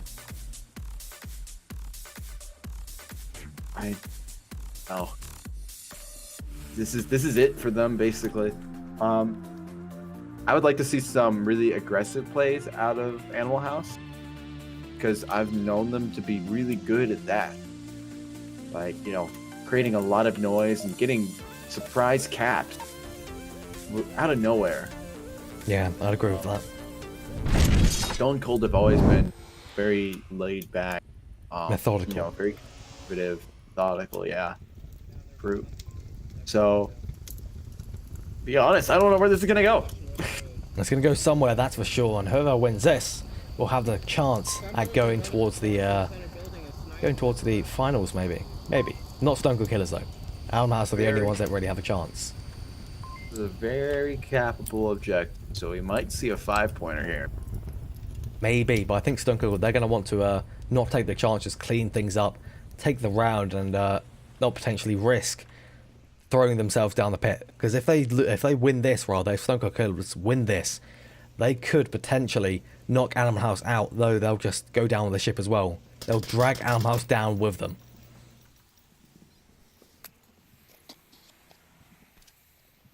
Oh, Deflate, I know what he's doing. He's got that 12 times, and look where he is. Looking over from the roof towards the bridge. He's on the stairs, he's prone. He's looking for the man on the roof. There is no way Inaka will expect that.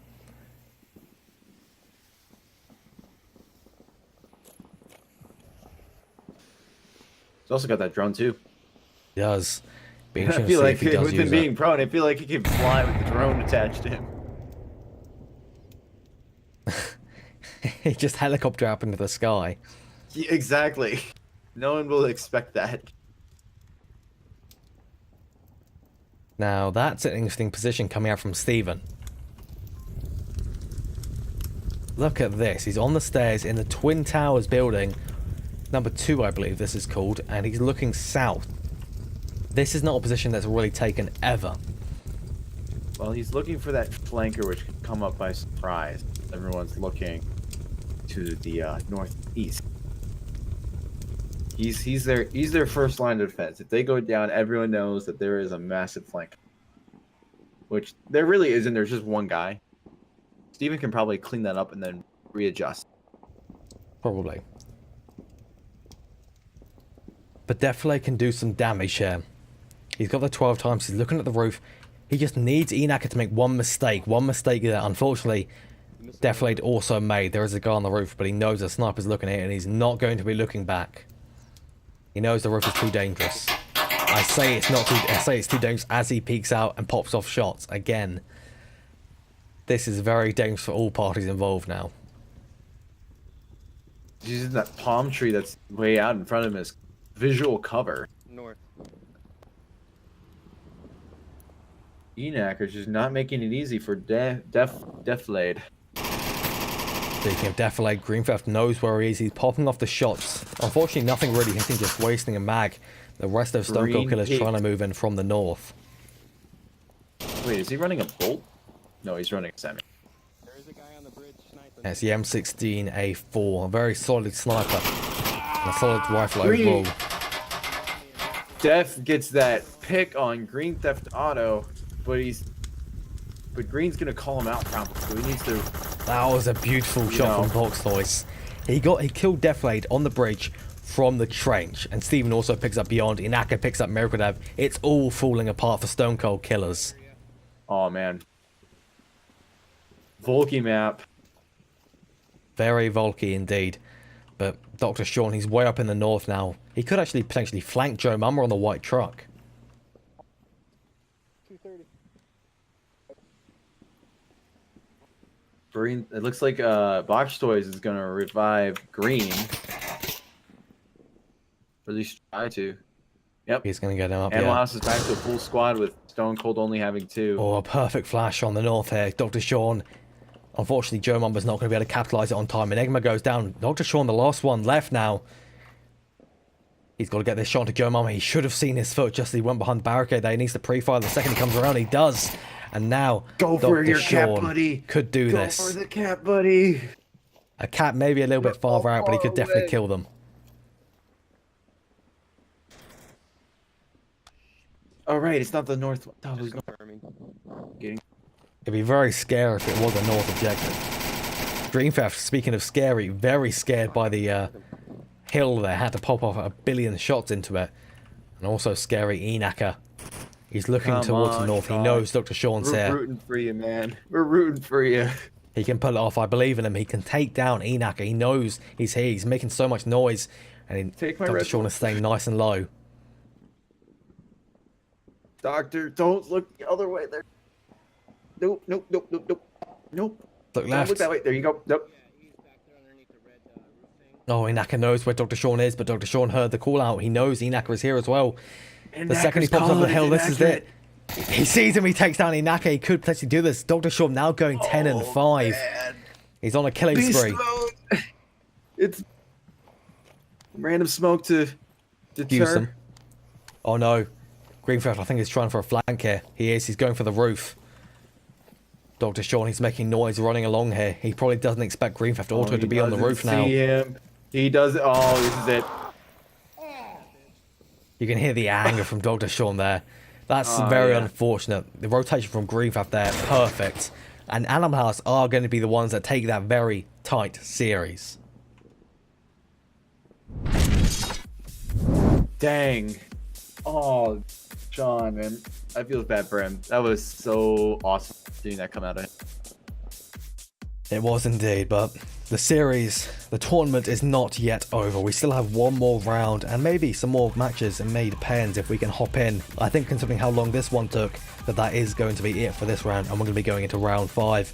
That'll be the final round, so Todd, I think we'll see everyone else there. Probably.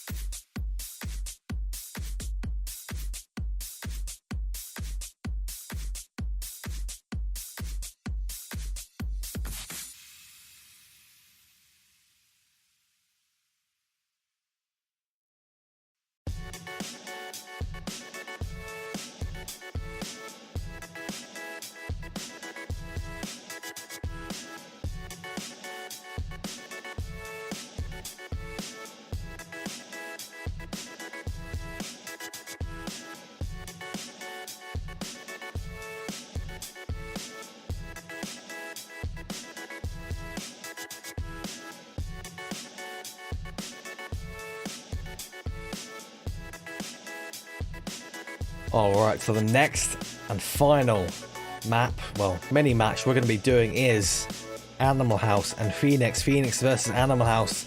This will be a good one. Phoenix and I believe also Animal House, both undefeated. I'm pretty sure actually, they're both undefeated, yeah. They are in fact both undefeated. So this is the penultimate match. This is the top end, the 1 and 2s in the standings of the challenge board. This is what we are waiting for. The round, well, the map should be beginning quite shortly. Give you a few minutes and we'll see you guys then.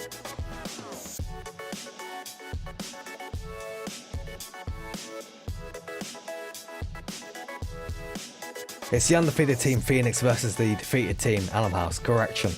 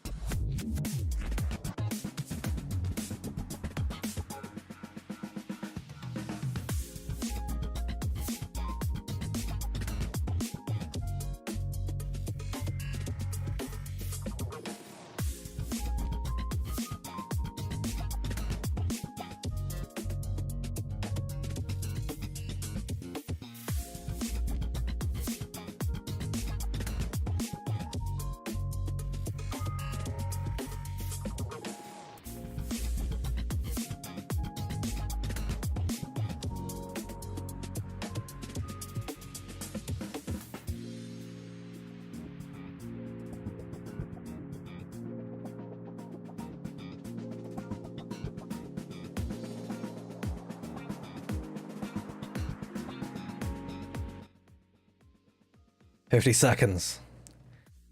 Till Animal House and Phoenix go toe-to-toe for the final match on OML 1 they will be seeing today. Hopefully, it's a good one.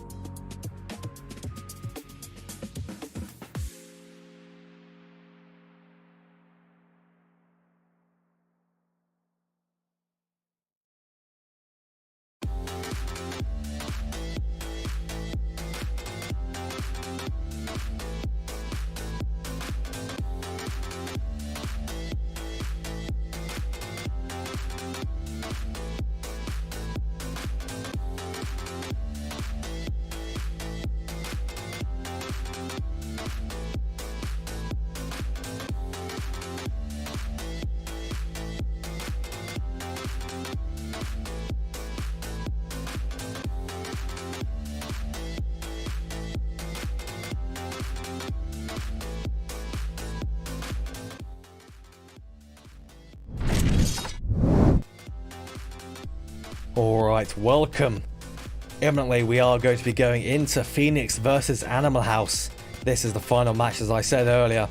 This is going to be the important one, the one for all the marbles. I'm joined for the final match with Todd Habercorn yet again. You just can't get rid of him, can you? There you come. But man, this should be a really, really good match indeed. Any match at Suburbia is always fun. That's true. But taking a look at how these teams have been performing this tournament, this Group B of the Challenger Cup qualifiers, Phoenix has been on a bit of a roll. The first round they went 4-0. The second round they went 4-3 against Stone Cold Killers. A little bit of trouble there, but they still won. The third round 4-3 yet again, a little bit of trouble. But then they came back on the fourth round 4-2. They beat Blaze pretty handedly. I guess having a lack of Noman and also Birds was a bit of an issue for them. Yeah, you need all those players in your lineup in order to be able to be really successful in this game. Do. But man, Blaze vs Phoenix, that must have been a good one to watch. Unfortunately, we couldn't watch it as we were, of course, casting a match at the same time. But going over it again later on down the line in the future, it should be a very good match to watch back, that's for sure. And it was on Onward Master League too. Definitely so. Looking at the stats here, both of these teams. First of all, one thing that we've noticed, we casted Animal House last match, and you would remember that Joe Mama was there. He's not in the lineup for this map. We got Silent Night back for Animal House. He's rested up from the previous rounds, it seems. He's coming back in. Whole new Silent. Whole new Silent in a whole new night. The final night, in fact. Definite. So, looking at the stats of the season, Phoenix and Animal House are pretty close together, with Phoenix with that 10-point MMR boost, meaning that they did 10 points better than Animal House going into this. And it's not surprising with an amazing lineup with Squiguk and Zach Fontaine, Malcriado, Brusher Z, and Melno. It's a very stacked team, that's for certain. They've got some very good players on there. There's a reason they're number 8 in the world currently. At the same time, Animal House running with their retro loadout back in the old days of Green Theft Auto Box Toy, Steven, Will-O-The-Wisp, and Silent Night, their team captain. Always known for wreaking havoc. Always. Surprisingly, he's not known for team kills. And it feels like most team captains, they do like to team kill on occasion. So yeah. I'm kind of surprised. No, Maybe he very- just very- tries to avoid it. Steven, I think he does get more team kills, so maybe Steven is the shadow captain, and the curse kind of transfers in secret. And Steven has been on a roll lately in the first map, or second map, I should say, on, what was that? Bazaar. He got a cap, but I don't know about any of the other maps because we haven't been casting them constantly. But last match, Steven almost had 2 caps, but both of them were denied. I wonder if he can finally pull one off here. I wonder. He is hoping for a very good series indeed, as we start off with that garage objective, a bit of a rough one for Animal House to start off with. Phoenix, they're going to be pretty good feeding this, so they can probably feel out Animal House a bit more than Animal House can feel them out here. Green Theft Auto already making that expeditious push up, throwing a nade onto middle house area. Try to maneuver around there, try to be quiet as possible, get under the cover of that smoke, and try to maybe get a couple picks off before he tries to go for that cap. Joined up by Silent Knight, trying to look out for anyone in that top window. Malno moving across there, see if he can get any picks on Animal House, but just not looking enough. He could have gotten Silent Knight, but didn't work out. Very unfortunate. It's always the timings of the peaks there. You look away for 1 second and suddenly 4 people pass by in a single blink of an eye. It can be very unfortunate. But speaking of Malno, he's got a really nice angle here. He's looking out the front windows over towards lane 1 at the APC on the corner of the building. He could actually take down Silent Knight if he decides to get too aggressive, peeks around the corner on the far side looking for someone. He'll go down. Definitely so. He's looking at that APC, seeing if anyone tries to take cover there. It's a very common place for people to take cover on this objective, which is why Malno's positioning is so crucial. Absolutely is. He's just holding the angle. He's not moving at all. The second I say that, he looks around a little bit. But Silent Knight and Stop Green Theft. jinxing stuff, man. Honestly. What was that smoke from Green Theft there? He threw it straight up, tried to get it to Silent Knight, and it totally just whiffed, landed right on him. But the smokes Landed are on now the coming roof out and from then Playground. back on it. Silent's still hiding behind the bushes Oh, there. here goes Willow. Or beating around the bush, if you will. Willow's going for Malcriado, it seems. He's trying to pick up the smoke off the floor and redirect it. He's actually doing a Biggie Silent. Snooze, I think. Failed on a smoke. Hit the bush, and the bush bounced it back. Malcriado got Willow. I wasn't able to catch that. Very unfortunate. That's important. Animal House running with less momentum now that Phoenix is getting that early lead. Silent Knight also picked off by Rush Z there. Pretty nice long range shot. There's slight smoke cover there. They do understand that he is in the window of the garage. Silent Knight did just manage to call it out as he died. Now Mano should know that Green Theft Auto is just below, so he's got to be pretty cautious about this, and he'll especially know after those shots.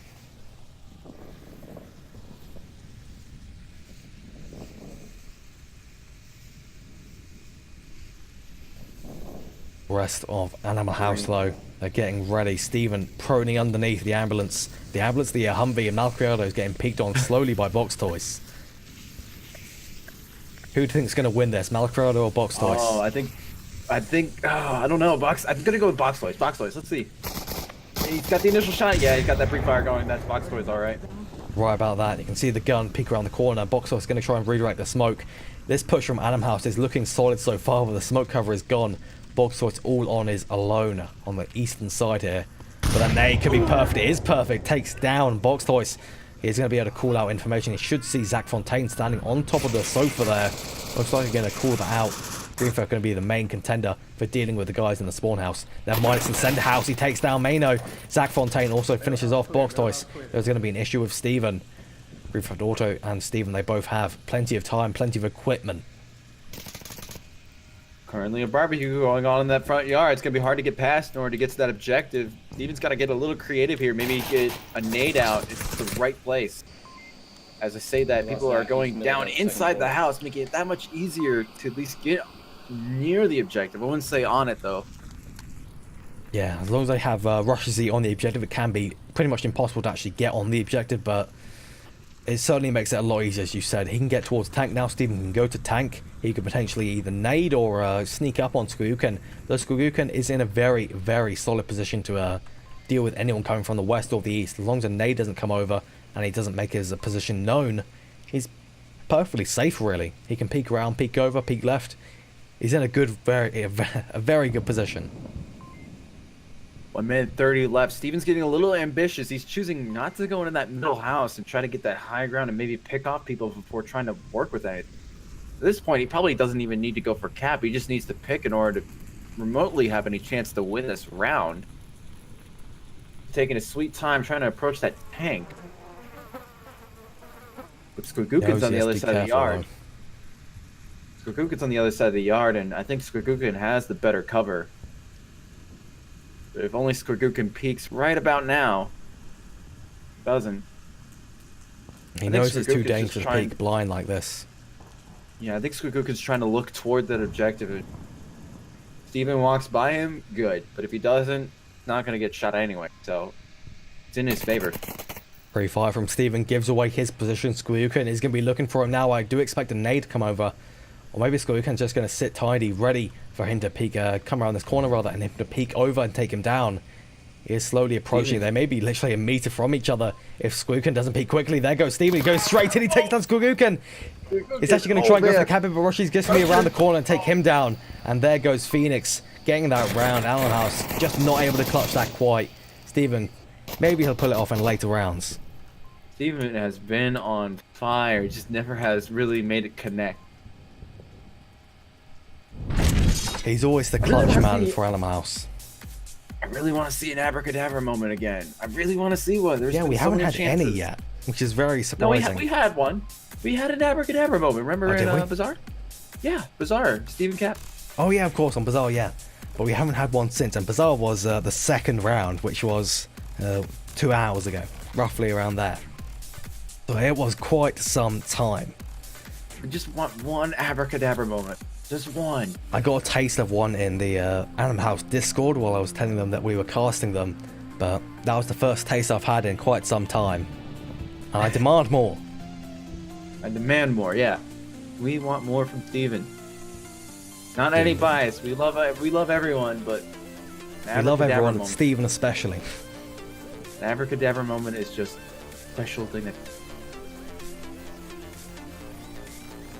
But man, we got to be going into this round shortly, and if it's as close as the previous round, it's going to go 3-4 all the way with no caps. That's for certain.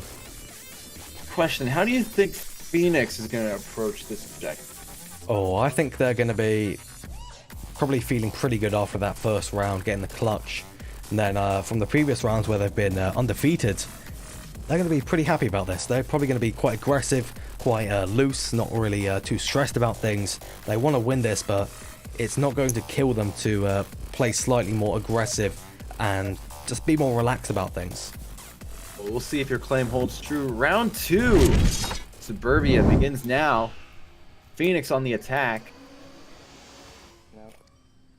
We'll see how Animal House chooses to defend this. That garage objective, it can be quite difficult to really do anything. Maybe they'll try and rush to the center house. Maybe they'll rush the playground or lane 1. It is looking like a rather spread offense here. So I don't expect anything special. But Animal House, Will of the Wisp, he's their main Suburbia man here. And he's being very aggressive already, pushing to the fountain. He's already been spotted and taken down by Russia Z. This is not good for Animal House starting off.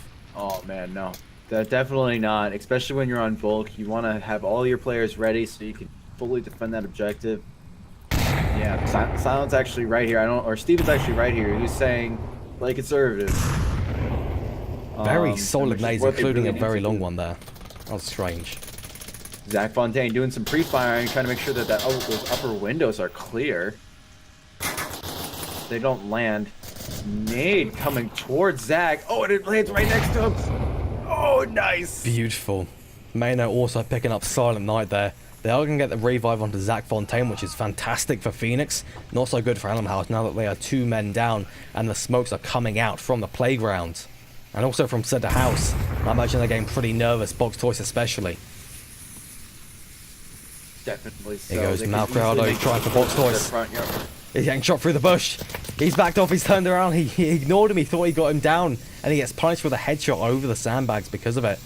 Now this is their push here. All of the smokes are out. It's going to be really Mayno's getting team killed. Malcrado there taken down by Steven. Steven has given away his location. Mano's going to be looking for him. He is in the smoke, however.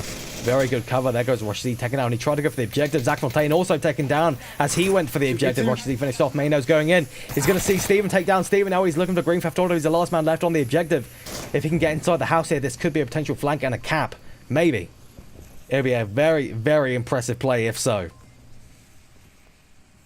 Malno and Green Theft Auto about to square off here. Or no, My heart's Green Theft's pounding. backing away.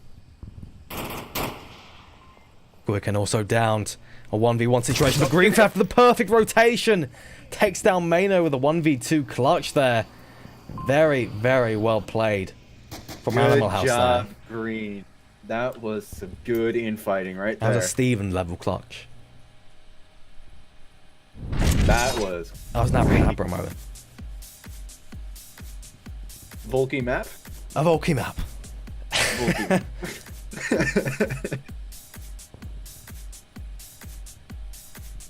But We're we're running a seeing some 4-hour stacked cast. kills again. Oh yes, definitely. Green Theft Auto is fire today. And Rusher Z is doing pretty well for himself too. Yeah, they're both just hoarding kills for their team, making sure no one else can get them. Steven also not doing bad with that 3-2. Everyone really, I think they're kind of happy. Squeak and maybe not so much 0-2. Silent Night, Boxable. Our next objective is Burning House. We all know that these teams are very smoke friendly. Not like Oh, there's burning already house. not like there's already enough smoke coming from that house already, let alone all the smoke nades that are probably going to come down here. How do you think Animal House is going to Oh, approach they'll rush this for sure. For certain. Smokes on the playground and the objective. They'll come through center takeover, center house, then they'll push through both sides of the objective building. Boom. Like that. That's definitely what's going to happen here. I hope someone kept track of all that because I'm going to put money on. Hold on. I gotta do this. There you go, knock on wood. It took quite a lot of knocking to get it picked up on the microphone there. Yeah, there you go. You just got to really bang hard. The Buxton third at the end of round this now. game is going to have red fist. Whereas mine is just some light tap. House giving out all of the drum mags in the world there. Something like throwing them to man. Green Theft Auto. They're Yeah, it's rushed. good to have your dealer on your team. It is. They're transferring smokes. They're definitely going for a playground rush here. Smokes all in hand as they go for this. Oh, they're all coming out now. I count 4 smokes in right now. 5, 6 smokes. 7, 8, Lot of 9, power 10 in the- smokes. A full team of smokes actually. As they're all going in, especially Green Theft with a rush straight onto it. There are 2 men in the center house though, so they've got to be cautious of this. They used up all their smokes, but none of them have landed directly on objective. Malcriado can see it. Oh, that's Early unfortunate. pick. 1 pick, 2 pick already on one side each. Looks like the threat of the Center Hotel. Looks like Swigert managed to mess his smoke. And also Silent Knight's got inside Center Hotel on the second floor as he takes down Rusher Z. Maynard also going down. Malcrado going down. Steven taken down by Rusher Z. Now Swiggert's going to get flanked by Silent Knight. But he doesn't Willow's realise on objective. he's walking straight past him. He walks straight past him, gets capped. But the Willows go for the cap here. This could be a 3-1. Squigger has no idea. And that is the cap for Animal House. Very quickly in 54 seconds. Is that an abracadabra moment? It's not Steven, but can we count It's not that? Steven, but it counts. It counts as an abracadabra moment. By God, it counts. Way to go, and Man, my heart cannot take this any longer. Not a I second think you longer. were right though. Going through the middle house and smoking everything, you were right. It's a very Animal House play. They do it all the Yes. time. And it seems to work. It's just like the Dangler's tanker, where they just smoke the living heck out of this one cargo container and then just cap. Never play danglers on tanker. It's always a bad It's- idea. It's a bad idea. Very bad. Man, You can ask Sleepy about it. Volky map, 3-1. Animal House taking the 3 points. Are they going to take No, this? that's not. It's no longer a Volky map. Animal House just did a Marstock cap. But does that mean that Phoenix is going to get a cap next? Maybe What objective is it? Oh, it's the same burning. They could get a cap and bring it 3-3. we could have our first Marsaki map. We could. We haven't had one yet. We have not had one yet. It's always been the Volk. always been Volt. teams are- No more. Both teams are taking their time developing a strategy here. Phoenix has got to respond to this, man. That's so pretty humiliating right there. Yeah, I guarantee that Phoenix, they're discussing long and hard about what they're going to be doing here. Are they going to go for a rush? Are they going to go for the kills, which is kind of risky? But whatever it is, they have planned it out very much. And we're going into the 4th round now. Phoenix desperately trying to claw this back. Same spawn and everything. Let's see how they do it. They got a pretty good spread on their starting lineup right here. 2 going right, 3 going left. They might go for a more direct route than what Animal House did, but let's see first of all, they can get their smoke nades more accurately than Animal House. I would hope so. Though the bad smokes, it did end up working out for Animal House, but smokes from Willow. Phoenix do appear to be better. Willow is pushing up pretty far here. This is a Willow move and it's not paying off. They know he's there. Oh, that lucky person. He's pushing up again. He's looking for Zach Fontaine. Or maybe he's looking for Mano. He's looking for someone, that's for sure. He's actually might be able to catch someone on the far west side of the map. And then might it's Zach Fontaine that goes down first. Silent Knight saw him, took him down. Now Mano is in a big threat from Willow. Zach's down, but not out for the count. Lots of noise going on, but no kills yet for the one down, but he got rezzed. Rushes E, takes down Will-o'-the-Wisp. Mano also picks up Zach Fontaine. So far, evened up. Never mind. There goes Steven, picked off by Malcriado. This is looking like a Phoenix round. That's for certain so far. Zach can get green. He can get the cap. He could. Silent Knight was just taken down by Zach there. So it's just 2 men left on the objective. Make that 1 man left on the objective. BuxtonWater. BuxtonWater 1v5 clutch. With this objective, it'll be rough. I just saw Malno on the slide. Yeah. Is that allowed? Yeah, it's legal ever since the patch. Not many people use it. But BuxtonWater, he's got to desperately defend this. The chance of him being able to actually defend this properly, with no caps and no deaths, is... It'd be a world record if he could do it. When the smoke's coming in. Oh, it's a flash. There's probably not going to be a cap. He's hugging it. Zach's going for it. That's not going to work. Nope. It's not going to. Now Mano, BuxtonWater knows he's there. But he's looking for rushes as well. He sees rushes, takes him down. That's a 2k. Now he's looking for Mano. He's going to be coming around the corner. He takes down Mano as well. He's on a triple kill. He could potentially clutch this. He is injured. He's a 1-hit now. He's a 1-hit wonder. He just needs to get these shots. And he can't afford to get hit in return. More smoke's coming out. Squigukin is about to make his move. BuxtonWater, if he goes on flank here, he could seriously do damage. Malcriado peeking out from the APC, making his move now. Trying to move BuxtonWater up needs to under look that behind smoke him. cover. He can't see Squigukin. The shots ring out. Squigukin misses. And he knows where he is now. He's going to shoot him underneath the Humvee. But that nade coming out could actually be perfect and take him down. It is perfect. It takes down BuxtonWater. And that is the round clutch for Phoenix. A clutch into a counter clutch. What a Marsaki map. Marsaki map indeed. What a nade. Man. Oh man, Wiggs saved the team. So close for Animal House though. If he just hadn't gotten naded there, if maybe Squigukin had messed up that nade earlier on in the match or earlier on in that round, that could have easily been a clutch if BuxtonWater had been able to channel that skill for long enough. Very definitely. Just Squigukin nowhere to put that nade, and he knew how to time it just right, and that all just worked out perfectly. It's not exactly what Phoenix needs, but it's a step in the right direction. Absolutely is. They've finally gotten off of that objective on the burning now, and they're at the tank objective for the next one, with Animal House on the offense. Anything is possible. They could go for a full center house rush here. Phoenix could get aggressive with their defense. You never know. I don't even know if this objective here is actually really fun because I feel like there's not really any bias on this one. It really comes down to who can take that center house. Obviously, Volt's going to take it first. That's a given. Yeah, But absolutely. if Marsoc can claim that, they basically have the round. It's the high ground. It's over, Anakin. Oh, going back to the first cast whatever it did with the prequel memes. Very nice. How long ago was that now? Couple months? Oh man, probably a couple months, yeah. Probably about 4 months, so season I put the 5. casting software would crash my computer, man. Yeah. Rounds would start slow for me. Man, I'm glad that... thank you, devs, for optimizing stuff. Now that I can do it.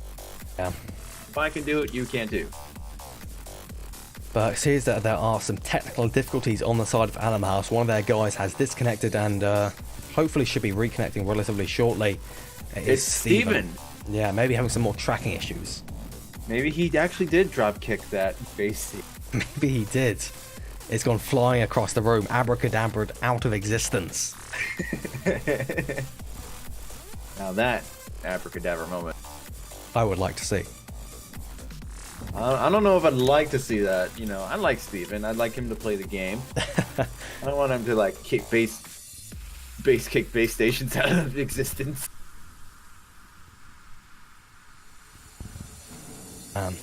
This has been a very incredible 4 rounds it's been so far. A very incredible 4 rounds indeed. The caps, the kills, the nades, the rushes. I felt like they've channeled Blaze and Spirit after knocking them out. You know it's a good round when it's Suburbia. Speaking of good things, Steven's gone. That's not a good thing, actually. That's a very bad thing. Steven's No, that's gone. not a good thing. Why are you saying that's a good thing? Joe Mama has come in to replace him, though. Maybe that's a good thing. No, we don't. We won't be getting the abracadabra moment. But we will get a Joe Mama Dangler moment. Joe Mama Dangle moment. Maybe we'll get some music with it. He's really good with the music. It all depends on one moment, really. If they can take center, they've got it. If they can't take center, all is lost for that round, I think. That's my personal opinion. I completely agree with you. That center house is so crucial. It is basically the gem in the middle of the map. You can try to take back house, but that's much more of a slog, more territory. And you might as well just go for caps. So center house is all you got when you're on Marsoc. Indeed. But here we are, starting off now. Animal House, they have to take this tank objective if at all possible. It is required for them to do this if they want to go through. If they can take this, though, is there anyone left that's undefeated? Is there anyone that's left undefeated in the Group B so far? I do not know. I don't believe there is, but lots of early shots between Willow takes down Rush Z immediately. A very good pick. Malcriado also readying the C4 in the playground. If he detonates it, he's going to take down Will-O-the-Wisp. Will-O-the-Wisp is being so aggressive. He's pushing straight up. He might be able to take down Maino. He's rushing straight for the objective. What is this? He could cap straight in the smoke with nobody realizing. I can't believe what I'm seeing. This is going to be a cap. This is going to be a 5-2 for the final round. No, Malcriado gets the clutch. And there's smoke coming in. Malcriado does finish off Will-O-the-Wisp. Lots of smokes, a very heavy rush. Green Theft also trying to go for the he drops his tablet. He's trying to go for the cap here. Sun House is oblivious as to what's going on right now. Green Theft's going for it. Malcriado's down. Joe Mama's also down. The smokes on the objective, the nades on the objective, there's everything. Green Theft is still capping. He gets the cap. It's a 5-2. Animal House are taking that and they're going somewhere. That's for certain. Abracadabra.